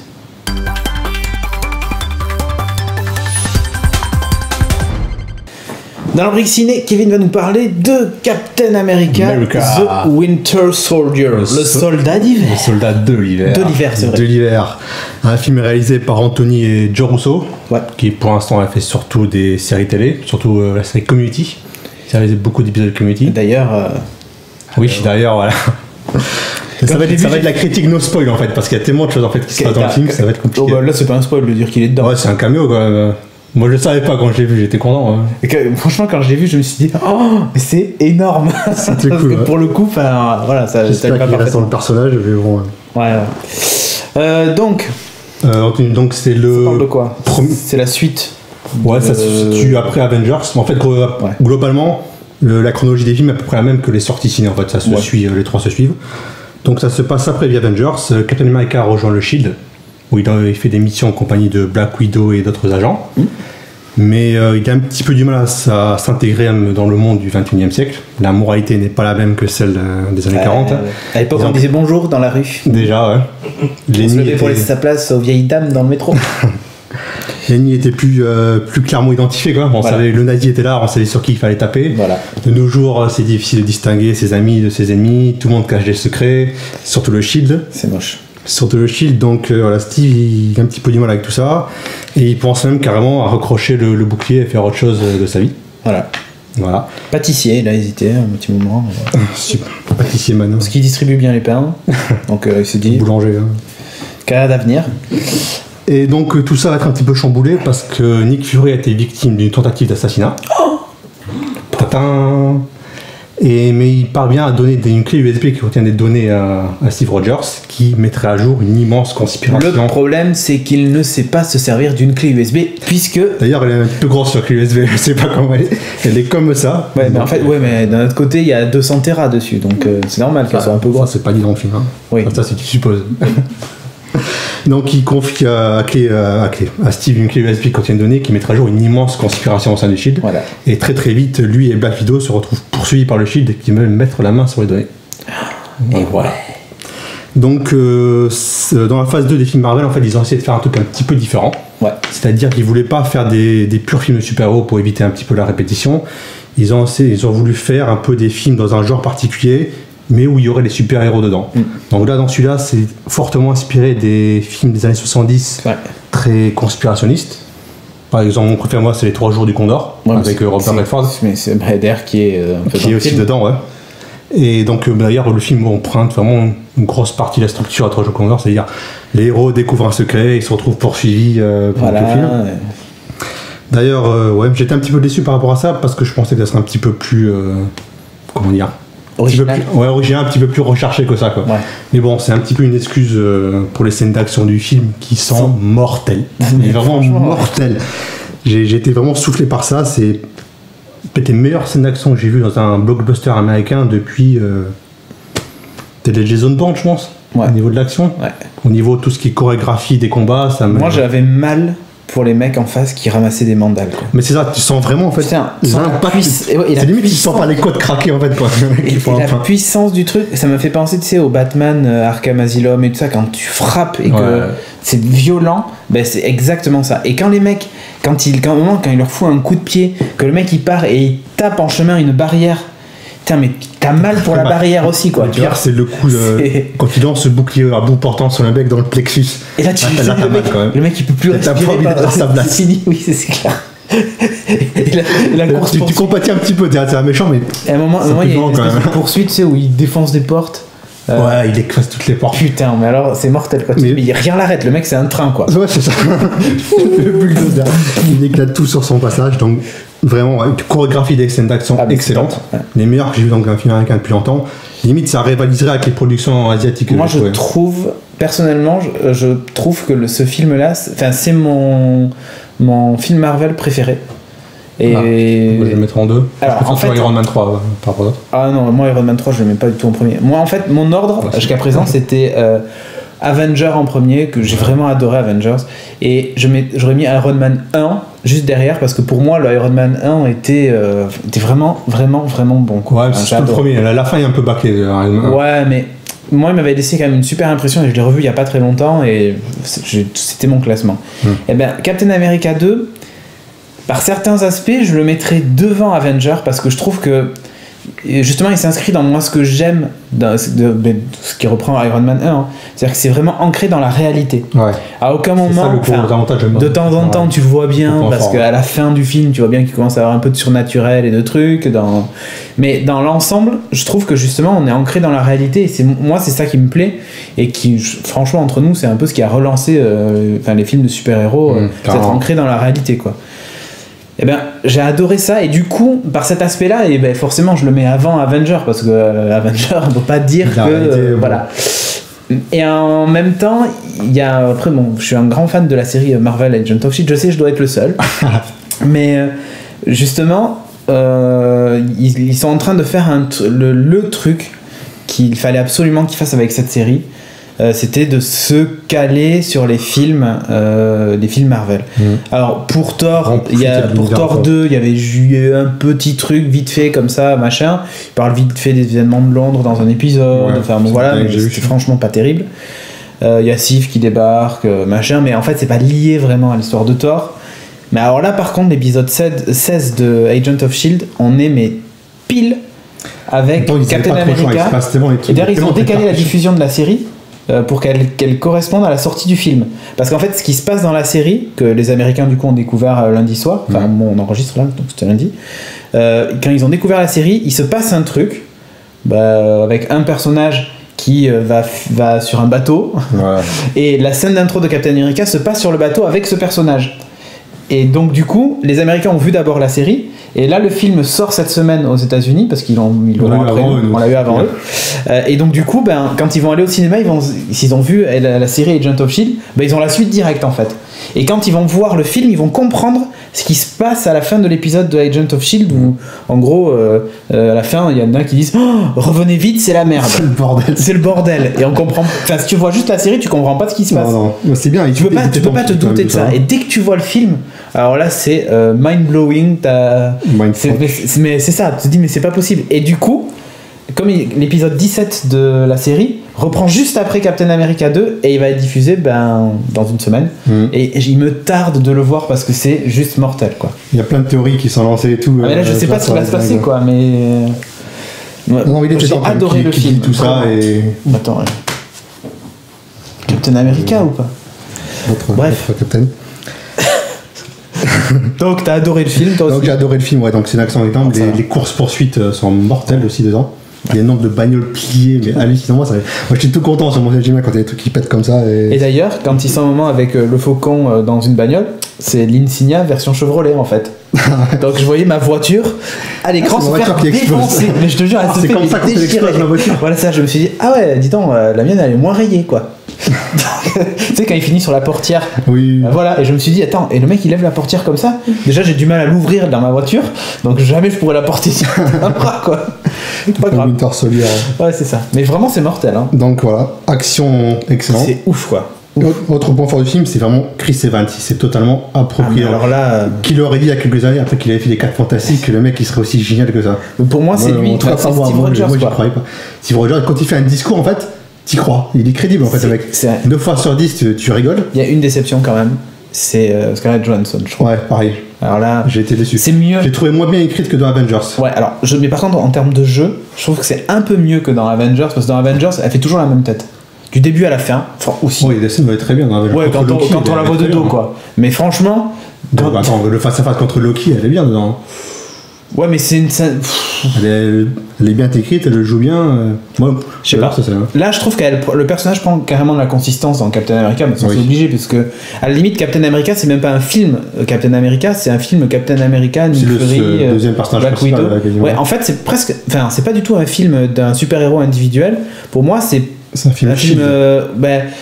Parce qu'il y avait problème de film Shield à l'époque. Ouais, mais en fait, normalement, il va y en avoir un après pour la saison 2 en fait, de Agent of Shield. C'est ce qu'ils disent. La rumeur, c'est que pour la saison 2, en fait, on aura droit à un film Agent of Shield.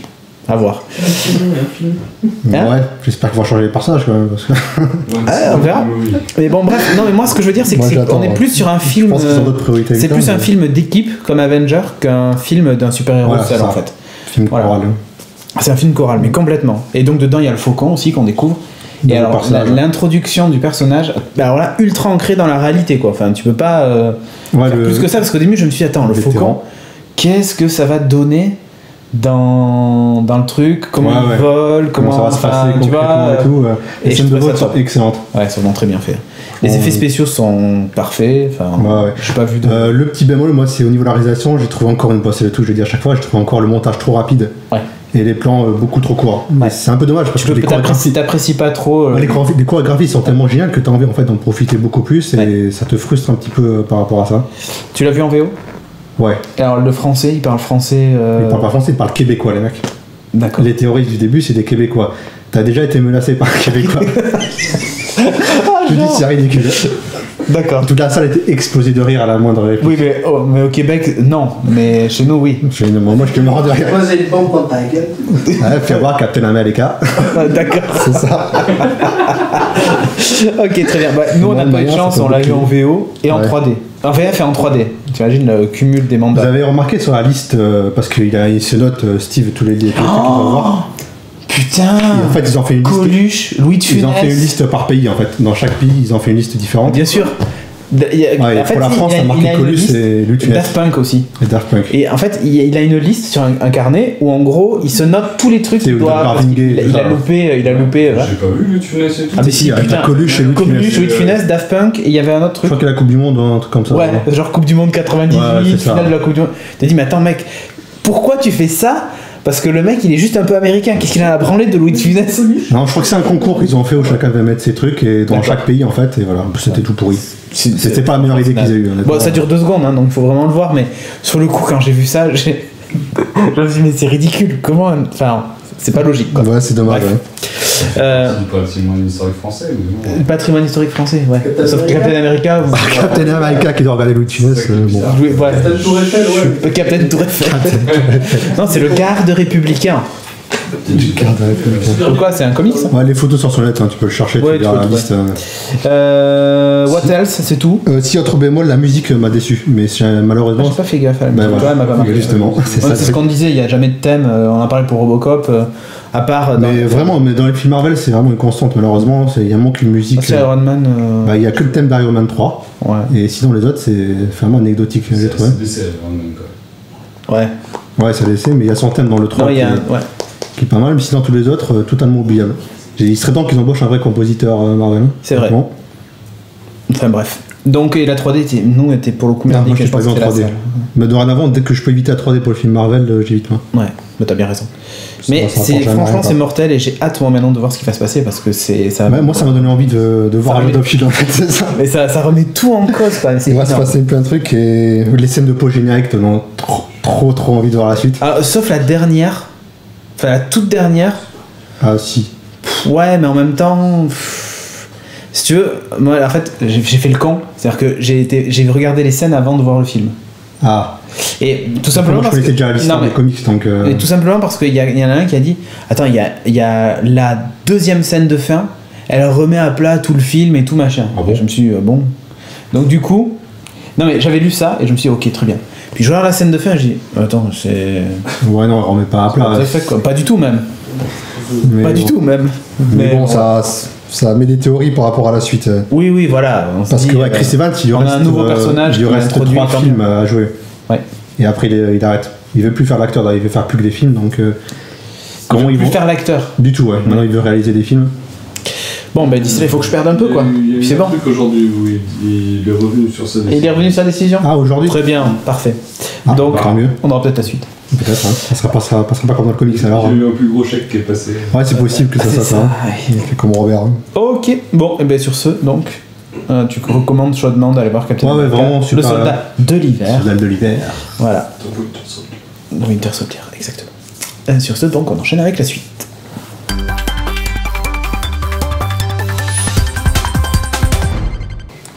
Dans la rubrique comics, Timothée va nous parler encore des X-Men. Enfin encore, non ça fait longtemps. Captain America. Non, c'est déjà fait ça. Ah merde. Donc tu vas nous parler des X-Men.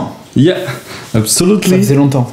Les All New X-Men. Et d'ailleurs, All New X-Men, et franchement quand tu vois la tenue, tu te dis c'est plutôt les Old New X-Men. Quoi, exactement. Que... C'est des anciens X-Men qui ont été ramenés dans le présent. Pour rencontrer cela. Alors c'est pour ceux qui lisent pas trop X-Men. Pour ceux qui lisent pas trop X-Men, c'est vraiment le bordel. Donc, dernièrement, qu'est-ce qui s'est passé? Cyclope. Previously. Voilà, previously, dans X-Men. Donc, Cyclope a été possédé par le Phénix et a fini par tuer Charles Xavier. Donc voilà, déjà là c'est un gros bordel.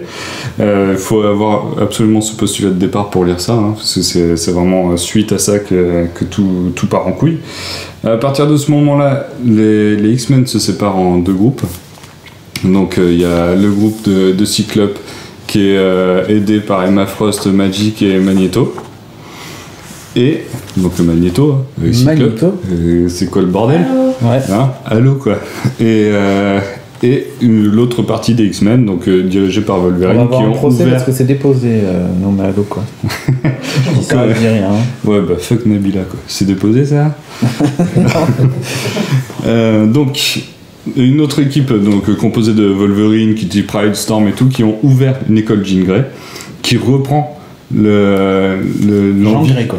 Ouais voilà, Jean Grey qui avait envie de... Ça me fait penser à un vieux doublage qu'on avait vu de Wolverine et les X-Men où tous les noms ils avaient été changés et elle s'appelait Jeanne Grey et t'avais Wolverine était Jeanne, c'était bien horrible. On aurait dit des mecs dans une cave qui avaient doublé quoi. Donc ouais, ils ont ouvert une école Jean Grey qui est en fait la suite logique de l'école de Charles Xavier, donc c'est toujours dans le but d'avoir une paix entre humains et mutants. D'accord. Alors que là Cyclope il est passé un peu plus en mode pragmatisme. S'il y a un mutant qui se fait emmerder, il n'hésite pas à casser la gueule aux gens autour. Il passe en mode Wolverine quoi. Ouais voilà, un peu Magneto. Ouais voilà, il est passé plus en mode Magneto. Du coup suite à ça, en ce moment-là, le Fauve va pas très très bien. On sent qu'il est en train de subir une mutation, il y a un truc chelou qui se passe avec lui. Et il a un peu peur pour sa vie, il décide de faire une action un peu bizarre. Suite à une conversation avec les X-Men où il va aller dans le passé voir les premiers X-Men, donc eux, quand ils étaient ados, plein de bons sentiments, à vouloir vraiment sauver, se mettre humain, mutant, toujours ensemble, vraiment l'école Charles Xavier à fond pour les amener dans le futur, pour montrer à Cyclope ce qu'il est devenu et éventuellement faire prendre conscience aussi au Cyclope actuel ce qu'il était avant et qu'est-ce qui a fait qu'il a changé autant. On peut créer un paradoxe temporel, quoi. Et alors ça, c'est juste débile. C'est un peu ça. Donc ça, c'est un peu bizarre. C'est la merde, mais bon, faut pas faire ça. Tout va mal, donc tant qu'à faire. Et ben voilà. Donc je vais pas vous en dire beaucoup plus que ça. Du coup, Cyclope se suicide. Et celui du passé prend la suite, il a juste perdu 30 ans. Et voilà. Non, ça se passe pas vraiment comme ça. C'est la confrontation, la première rencontre des anciens X-Men et des nouveaux X-Men. Les scènes sont vraiment excellentes, pour ceux qui existent encore. Mais c'est vraiment très très bien écrit. C'est genre le fauve qui voit qu'il est devenu tout bleu, le Cyclope qui se rend compte qu'il a buté Charles Xavier, et pour lui c'est impossible, c'était vraiment, c'était le bon élève. Donc il y a vraiment plusieurs trucs qui se passent. Ouais, c'était le scout. Il y a Iceberg qui se revoit maintenant.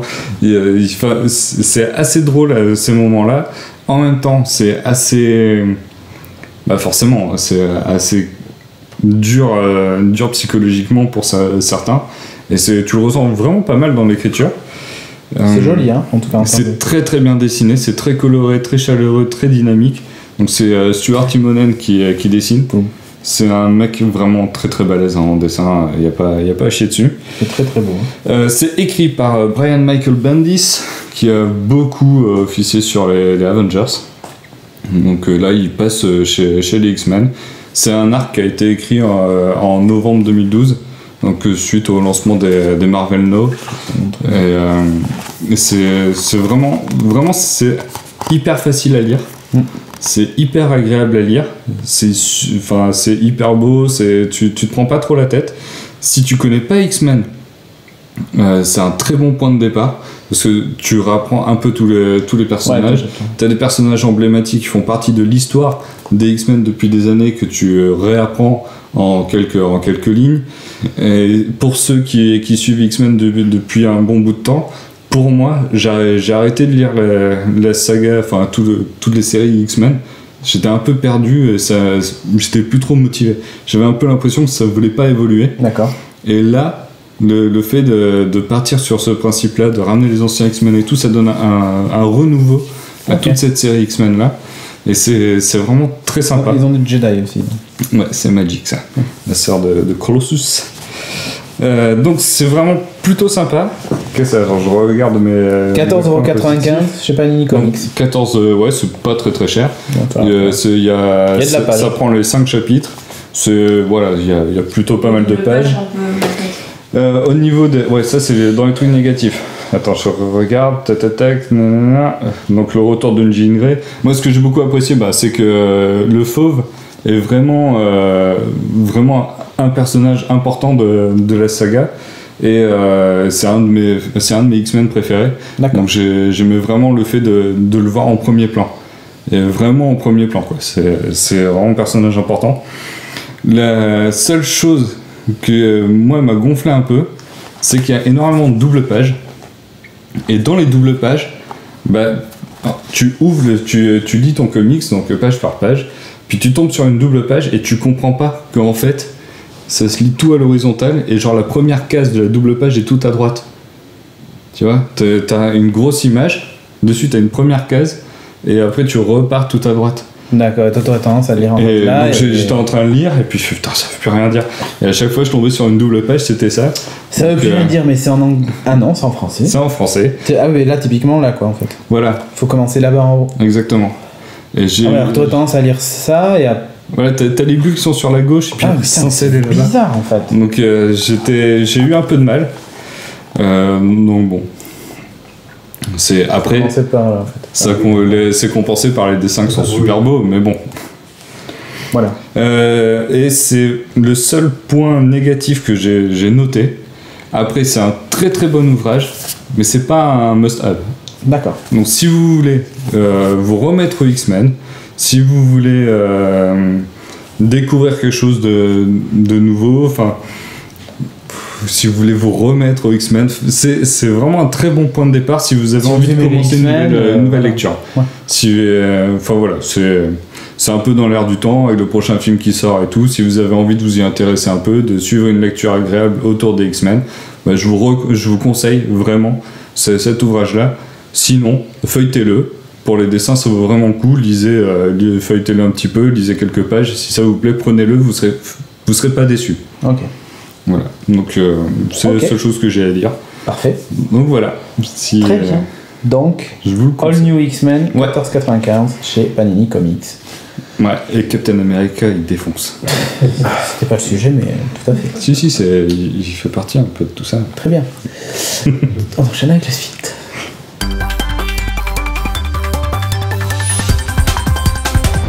Dans la rubrique jeu, Sébastien va nous parler d'un jeu de figurines.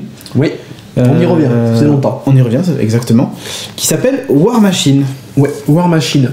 Toute ressemblance avec un autre jeu commençant par War. Oh, bon, il y en a beaucoup qui commencent War avec War. Bon, alors, c'est un peu le jeu numéro 2 sur le marché, on va dire. C'est surtout aux États-Unis, parce que c'est un jeu américain. Créé par certains. Américains, quoi. Voilà. Créé par certains dissidents de Games Workshop.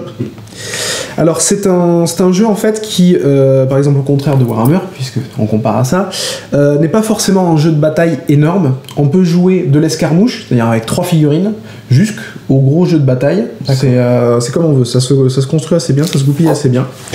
Ça se passe dans le monde de Caen, sur le continent Imoren.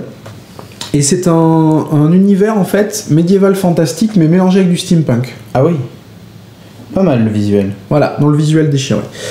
En fait, le gros principe de War Machine, c'est que pour ceux qui connaissent un peu Escaflowne par exemple, oui. C'est un monde médiéval fantastique avec des robots. Voilà. Là, c'est un peu la même chose, à part que la différence, c'est que dans Escaflowne, il y a des mecs dans les robots. C'est des énormes armures. Là, donc, il y a des Warjack, c'est des mechas, mais qui en fait sont autonomes. C'est des espèces de robots qui ont une intelligence primaire, qui sont capables voilà, bon, en gros c'est ça, qui sont capables d'effectuer certaines tâches simples, mais qui grâce à des warcasters, c'est-à-dire c'est des sorciers, qui ont des sorts classiques, on va dire, par exemple des sorts de glace, des choses comme ça, mais qui aussi ont le pouvoir de contrôler les warjacks pour leur faire des actions complexes. D'accord. Et donc en fait le principe du jeu, voilà, c'est ça. Le principe du jeu, c'est vraiment basé autour du warcaster et des warjacks. Après il y a d'autres unités, mais c'est l'essentiel du jeu, quoi. En fait, ça a été créé dans le monde parce qu'il y a eu à un moment une énorme invasion, un grand méchant que tous les royaumes humains n'arrivaient pas à repousser.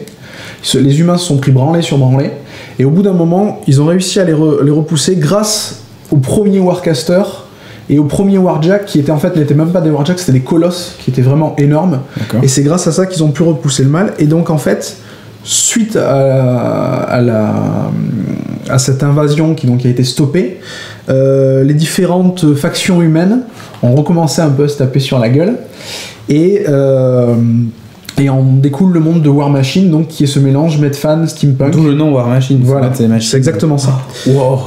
Ah oui, ça c'est justement les colosses. Bon, on verra ça. En fait, dedans, tu as plusieurs factions. Alors, c'est Titanfall, quoi. Si vous jouez sur Xbox. Il y a énormément de factions humaines, contrairement à beaucoup de mondes médiéval fantastique. Donc la première, c'est le Cygnar, c'est la nation principale en fait. C'est la nation la plus avancée technologiquement, celle qui a inventé les Warjack, et qui est un peu la nation, on va dire, gentille, mais bon, qui est ceinturée de toutes parts par plein d'ennemis, donc qui devient de moins en moins gentille, justement. En face de ça, arrive le Khador, qui est en fait un espèce d'empire soviétique. C'est vraiment ça dans l'esprit. Ils sont tout en rouge, ils viennent du froid, et, c'est vraiment l'idée.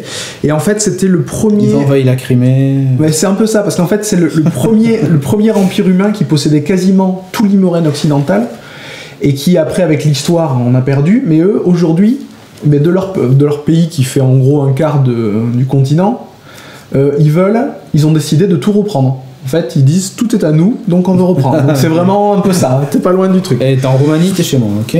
Tu as ensuite le protectorat de Ménote. En fait, c'est une scission par rapport à Cygnar.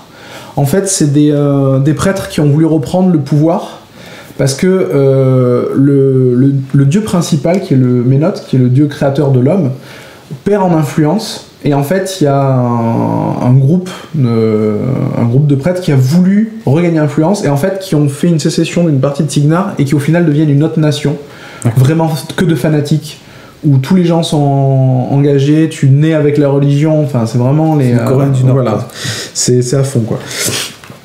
Alors après dans ce jeu là, les dragons sont vraiment pas cool. Mais quand on dit vraiment pas cool, c'est encore pire que dans Le Seigneur des Anneaux. C'est limite des dragons démons en fait. D'accord. Et il y a une faction qui s'appelle les Krix, qui est en fait une espèce d'armée mort-vivante contrôlée par un dragon, et qui a pour ambition de contrôler le monde entier et de tout pourrir. Et donc il se trouve juste par exemple en face de la nation de Cygnar, et donc il commence à tout attaquer. Et c'est magnifique, hein, les figurines sont décorées. Ouais. Alors, il y a des elfes, parce qu'il y a le châtiment de Syrah qui est arrivé. En fait, c'est une secte elfe qui a pris un peu le pouvoir chez les elfes, et qui considère simplement que les mages humains et toute leur technologie, c'est à cause d'eux qu'ils ont perdu leur nation. Et Syrah, c'est ça? Ouais. Ils sont trop beaux, leurs trucs. Et blanc, alors ça fait très escaflonne, justement. Et en fait, eux, ils veulent buter juste tous les humains. En tout cas, tous les magiciens humains. Donc c'est en gros des gros elfes racistes. Et c'est pas les gentils elfes qu'on a l'habitude de voir. Et c'est vraiment... La dernière faction qui a été rajoutée, c'est magnifique, hein. C'est la convergence de Cyrus. C'est les pages que tu es en train de regarder. Ça te fera penser un peu au Xelor. Ouais, c'est ça. C'est exactement ça. C'est ça. En fait, c'est vraiment la faction purement mécanique. Et en fait, c'est une faction qui veut le retour de la déesse de la sagesse et de la science. Et qui veut une prophétie. Et la prophétie, c'est en fait le jour où la machine parfaite sera créée sur Terre, elle viendra. Donc eux, en fait, ils veulent juste faire la machine parfaite et détruire tout le reste. D'accord. Voilà. Et après, t'as une dernière faction qui est les mercenaires, avec plusieurs groupes, donc certains qui viennent de chez les nains, d'autres c'est des pirates, voilà, qui viennent compléter le tableau et qui peuvent être joués avec les autres armées en complément. Oui, du coup. Ouais. Voilà.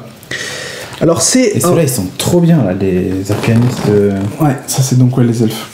C'est magnifique. Et alors c'est un système de jeu qui est pas basé... Enfin, qui est vraiment basé sur l'offensive avant tout. C'est ça, la figurine, elle est top. Si tu veux définir le jeu avec un proverbe, c'est la meilleure défense, c'est l'attaque. Okay. C'est-à-dire que le but, c'est pas de faire des égalités, même dans les tournois, dans les choses comme ça. Tout est fait pour que même quand t'es dans la merde, t'as toujours un truc pour te retourner et défoncer ton adversaire. C'est le principe. C'est opposé à côté de ça à un gros fair play entre joueurs.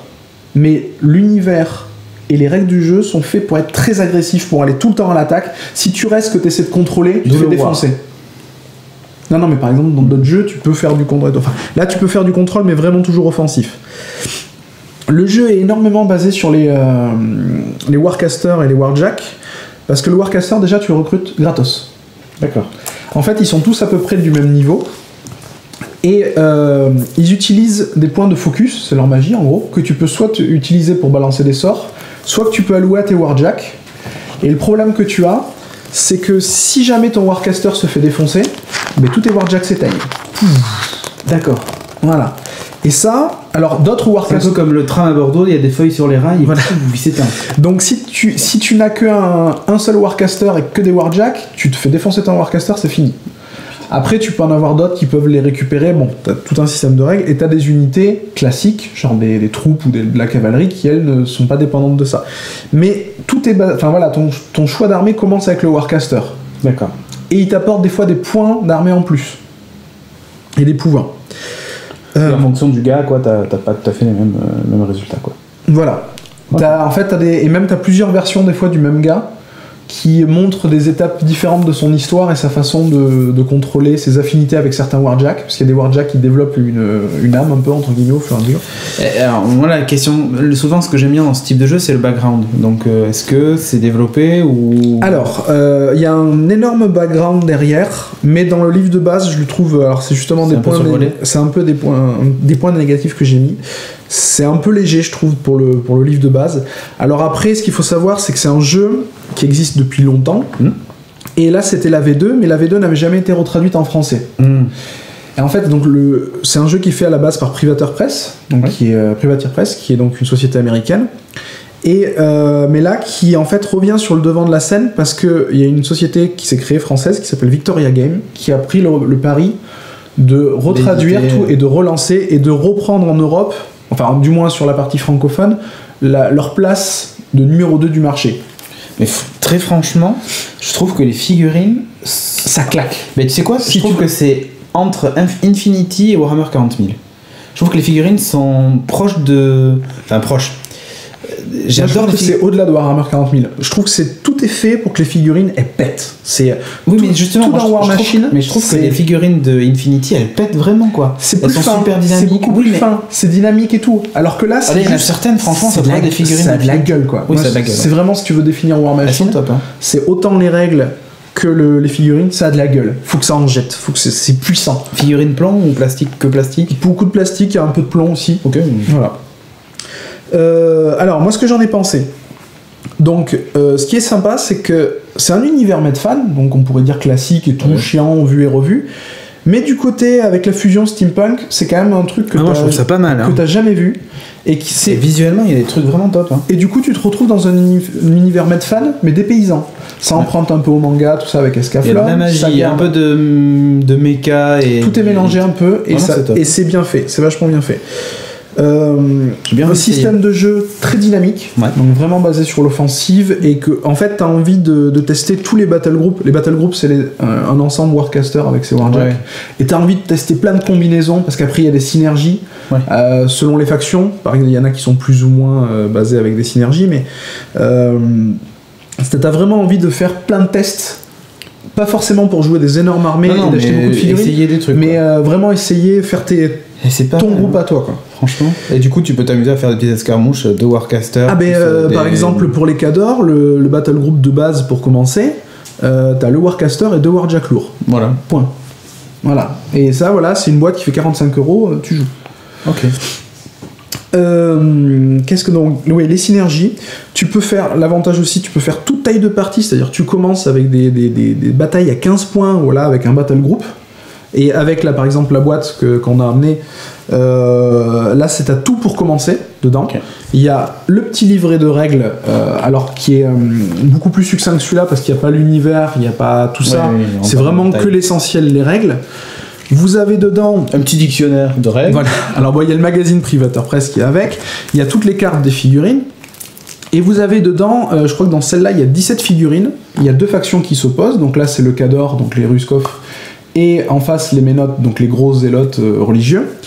Et en fait, vous avez un battle group. Communisme et religion, ça va pas de pair. Hein. Voilà, mais c'est pour ça qu'ils se foutent sur règle. Donc vous avez un battle group avec un Warcaster et ses Warjack, et après vous avez une unité pour compléter. D'accord, ok. La boîte, elle vaut 95€. Ah oui. C'est pas mal, c'est cher, oui, mais dedans, il y en a déjà pour plus du double rien qu'en figurine. D'accord. Voilà, donc ça vaut vraiment le coup, et vous avez déjà 2 factions pour s'affronter, c'est vraiment terrible, quoi. Si jamais vous voulez essayer une autre faction, en battle group, c'est 45€. D'accord. Voilà, après si vous voulez un peu plus de fluff, de background, vous avez le livre, voilà. Alors ce qu'il y a, c'est que justement ce que tu disais sur le background, c'est qu'en anglais tu as un livre, un peu comme dans les Warhammer 40 000, un livre par armée pour compléter, et pour l'instant qui ne sont pas traduits. Ils sont pas édités. Voilà, donc alors j'espère que ça viendra, ça pourrait être super sympa. Ok. Ce qui est super sympa aussi, c'est la communauté, qui est très dynamique, et qui est volontairement poussée par Privateur Press. D'accord. Pour faire de l'événement, pour favoriser les boutiques physiques qui font des tournois, qui font avancer la communauté. Voilà. S'ils veulent leur place de numéro 2, bon. Voilà. Non mais vraiment tourner vers le joueur, ce que par exemple Game Workshop a oublié depuis très longtemps. Games Workshop, les Games Day, ça ressemble plus à rien. Voilà. Ah bah les Games Day ils disparaissent de toute façon, voilà, donc c'est aussi simple que ça.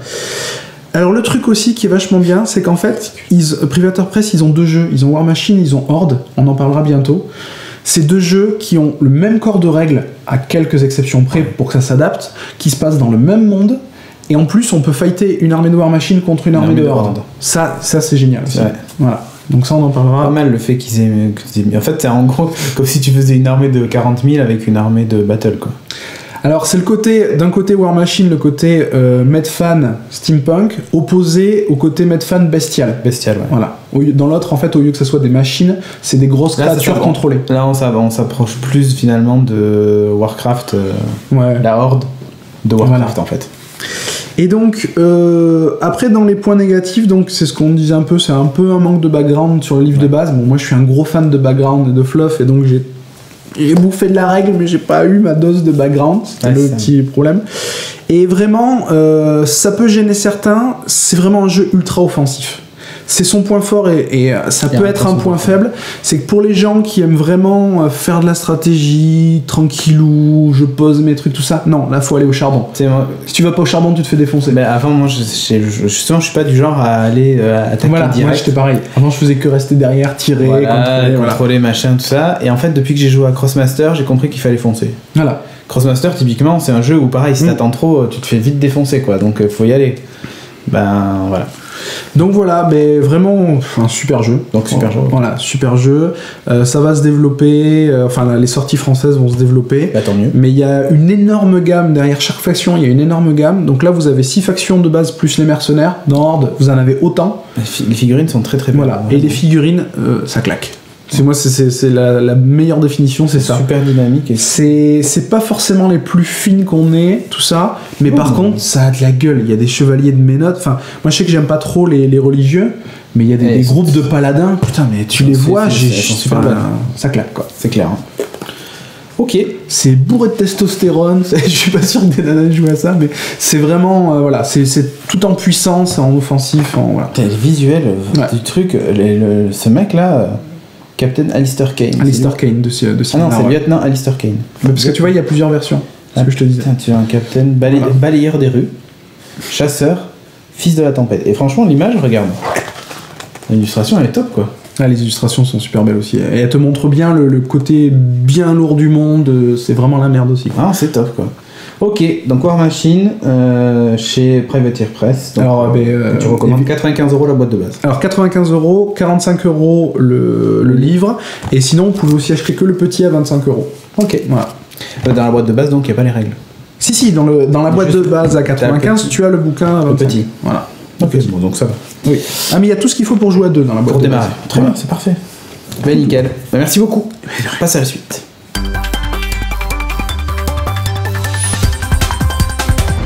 Et pour terminer l'émission, donc, on va revenir vite fait sur le sujet de Timothée la fois d'avant. Qui en fait était mon sujet qu'il a... Franchement, on peut le dire, il m'a piqué mon sujet. En fait, il m'a enfermé à l'appart. Il parlait du chat. Tu l'as là d'ailleurs, le tien?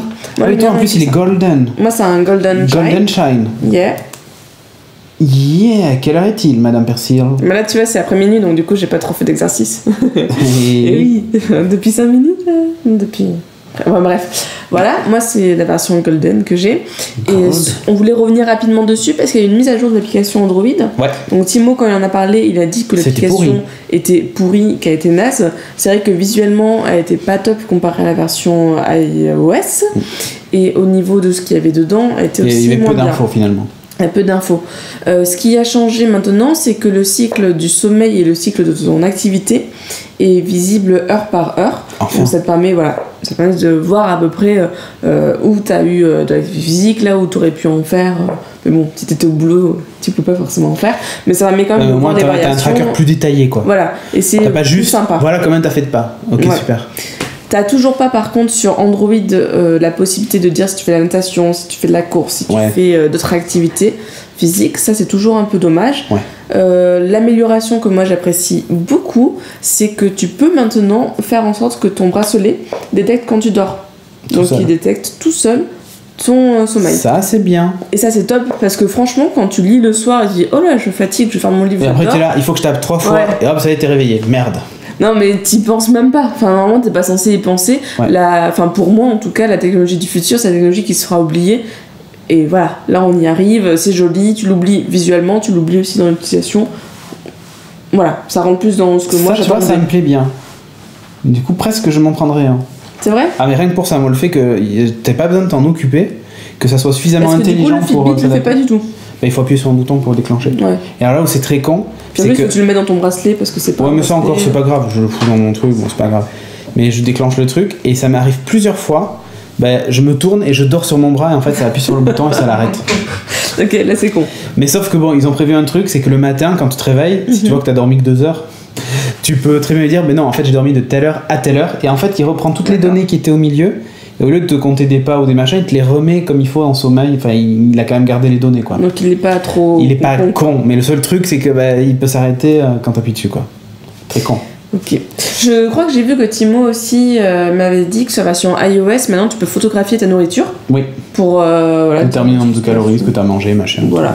Donc c'est des petites améliorations, donc c'est pas mal. On voit quand même que les gens qui ont fait le Shine pensent au futur. Je pense qu'ils ont d'abord. Surtout, ils travaillent toujours dessus, c'est bien de voir que c'est à jour. Un produit à 150 boules. Je pense qu'au début, en fait, ils ont fait à fond la version iOS parce que leur cœur de cible a été équipé d'iPhone, surtout, je pense, aux États-Unis.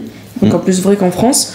Ils ont travaillé à fond sur un design qui, moi, je trouve toujours, pour moi, c'est le plus beau design du marché. Enfin, c'est celui qui passe le plus partout. Et là encore, c'est le bracelet le plus naze qu'on a, parce que t'as le bracelet cuir qui est beaucoup plus joli. Et on voit qu'ils améliorent sans cesse leur appli, donc je trouve ça plutôt bien. Et ça peut que présager de bonnes choses à venir. Ils le font en version, tu te la glisses sous la peau. Ouais. Tu t'ouvres un peu comme ça. Ça va être nickel. Parce que, non, mais franchement, comme ça, si tu veux vraiment l'oublier, tu non, mais t'as la version, enfin, vous avez dû en parler, t'as la version clip, t'as la version en collier aussi. Donc, il y a quand même. Ouais, c'est pas mal. Voilà pour ça, pour la petite mise à jour, du coup, petite update. Ok, nickel. Et sur ce, on vous dit donc. Bah, attends, tu m'as dit de parler un peu des gens qui ont mis sur la page Facebook. Parce qu'à chaque fois, c'est plutôt bien d'ailleurs, parce qu'à chaque fois, les gens partagent avec nous des découvertes, des choses qu'ils ont vues. Super cool. Il y a l'expo Superman Batman et Comics qui se déroule et il y a une chronique, enfin il y a un podcast qui parle du coup de tout ce qui est super-héros sur rts.ch. Une radio télé suisse romande. C'est Jean Criticos qui a mis ce lien le 25 mars sur la page Facebook de Geeking. Donc on va sûrement le faire remonter nous de notre côté pour que vous puissiez y avoir accès plus facilement. Ça m'intéresse vachement, j'ai lu le résumé tout à l'heure, ça a l'air pas mal du tout. Et je pense que enfin moi en tout cas ça m'intéresse et je pense bien que je vais le lire. Ok. Voilà. C'était tout C'était tout, d'ailleurs ça me fait penser que Arte fait depuis plusieurs temps d'ailleurs une émission qui s'appelle Beats. Qui est destinée à un public geek, donc nous. Geek. Et c'est souvent pas mal, je les ai pas tous regardés, mais moi le peu que j'en ai vu à chaque fois c'est pertinent et c'est sympa. Sur Arte Replay. Voilà, c'est disponible en replay. Il y a plein de sujets qui sont abordés et il me semble qu'il y a aussi les super-héros. Ouais, il y a eu plusieurs fois, mais il y a des trucs. Ouais, il y a eu Star Wars, il y a eu plein de choses et enfin je recommande si vous aimez ce genre d'émission un peu sympa, allez-y aussi. C'est une émission qui mériterait d'être un podcast, tellement elle est bien. Pour vous dire. Oh. Le mec il fait le truc à l'envers, tu sais. Voilà. Bref, allez, sur ce donc on vous dit à bientôt pour le prochain numéro. Ciao. Salut.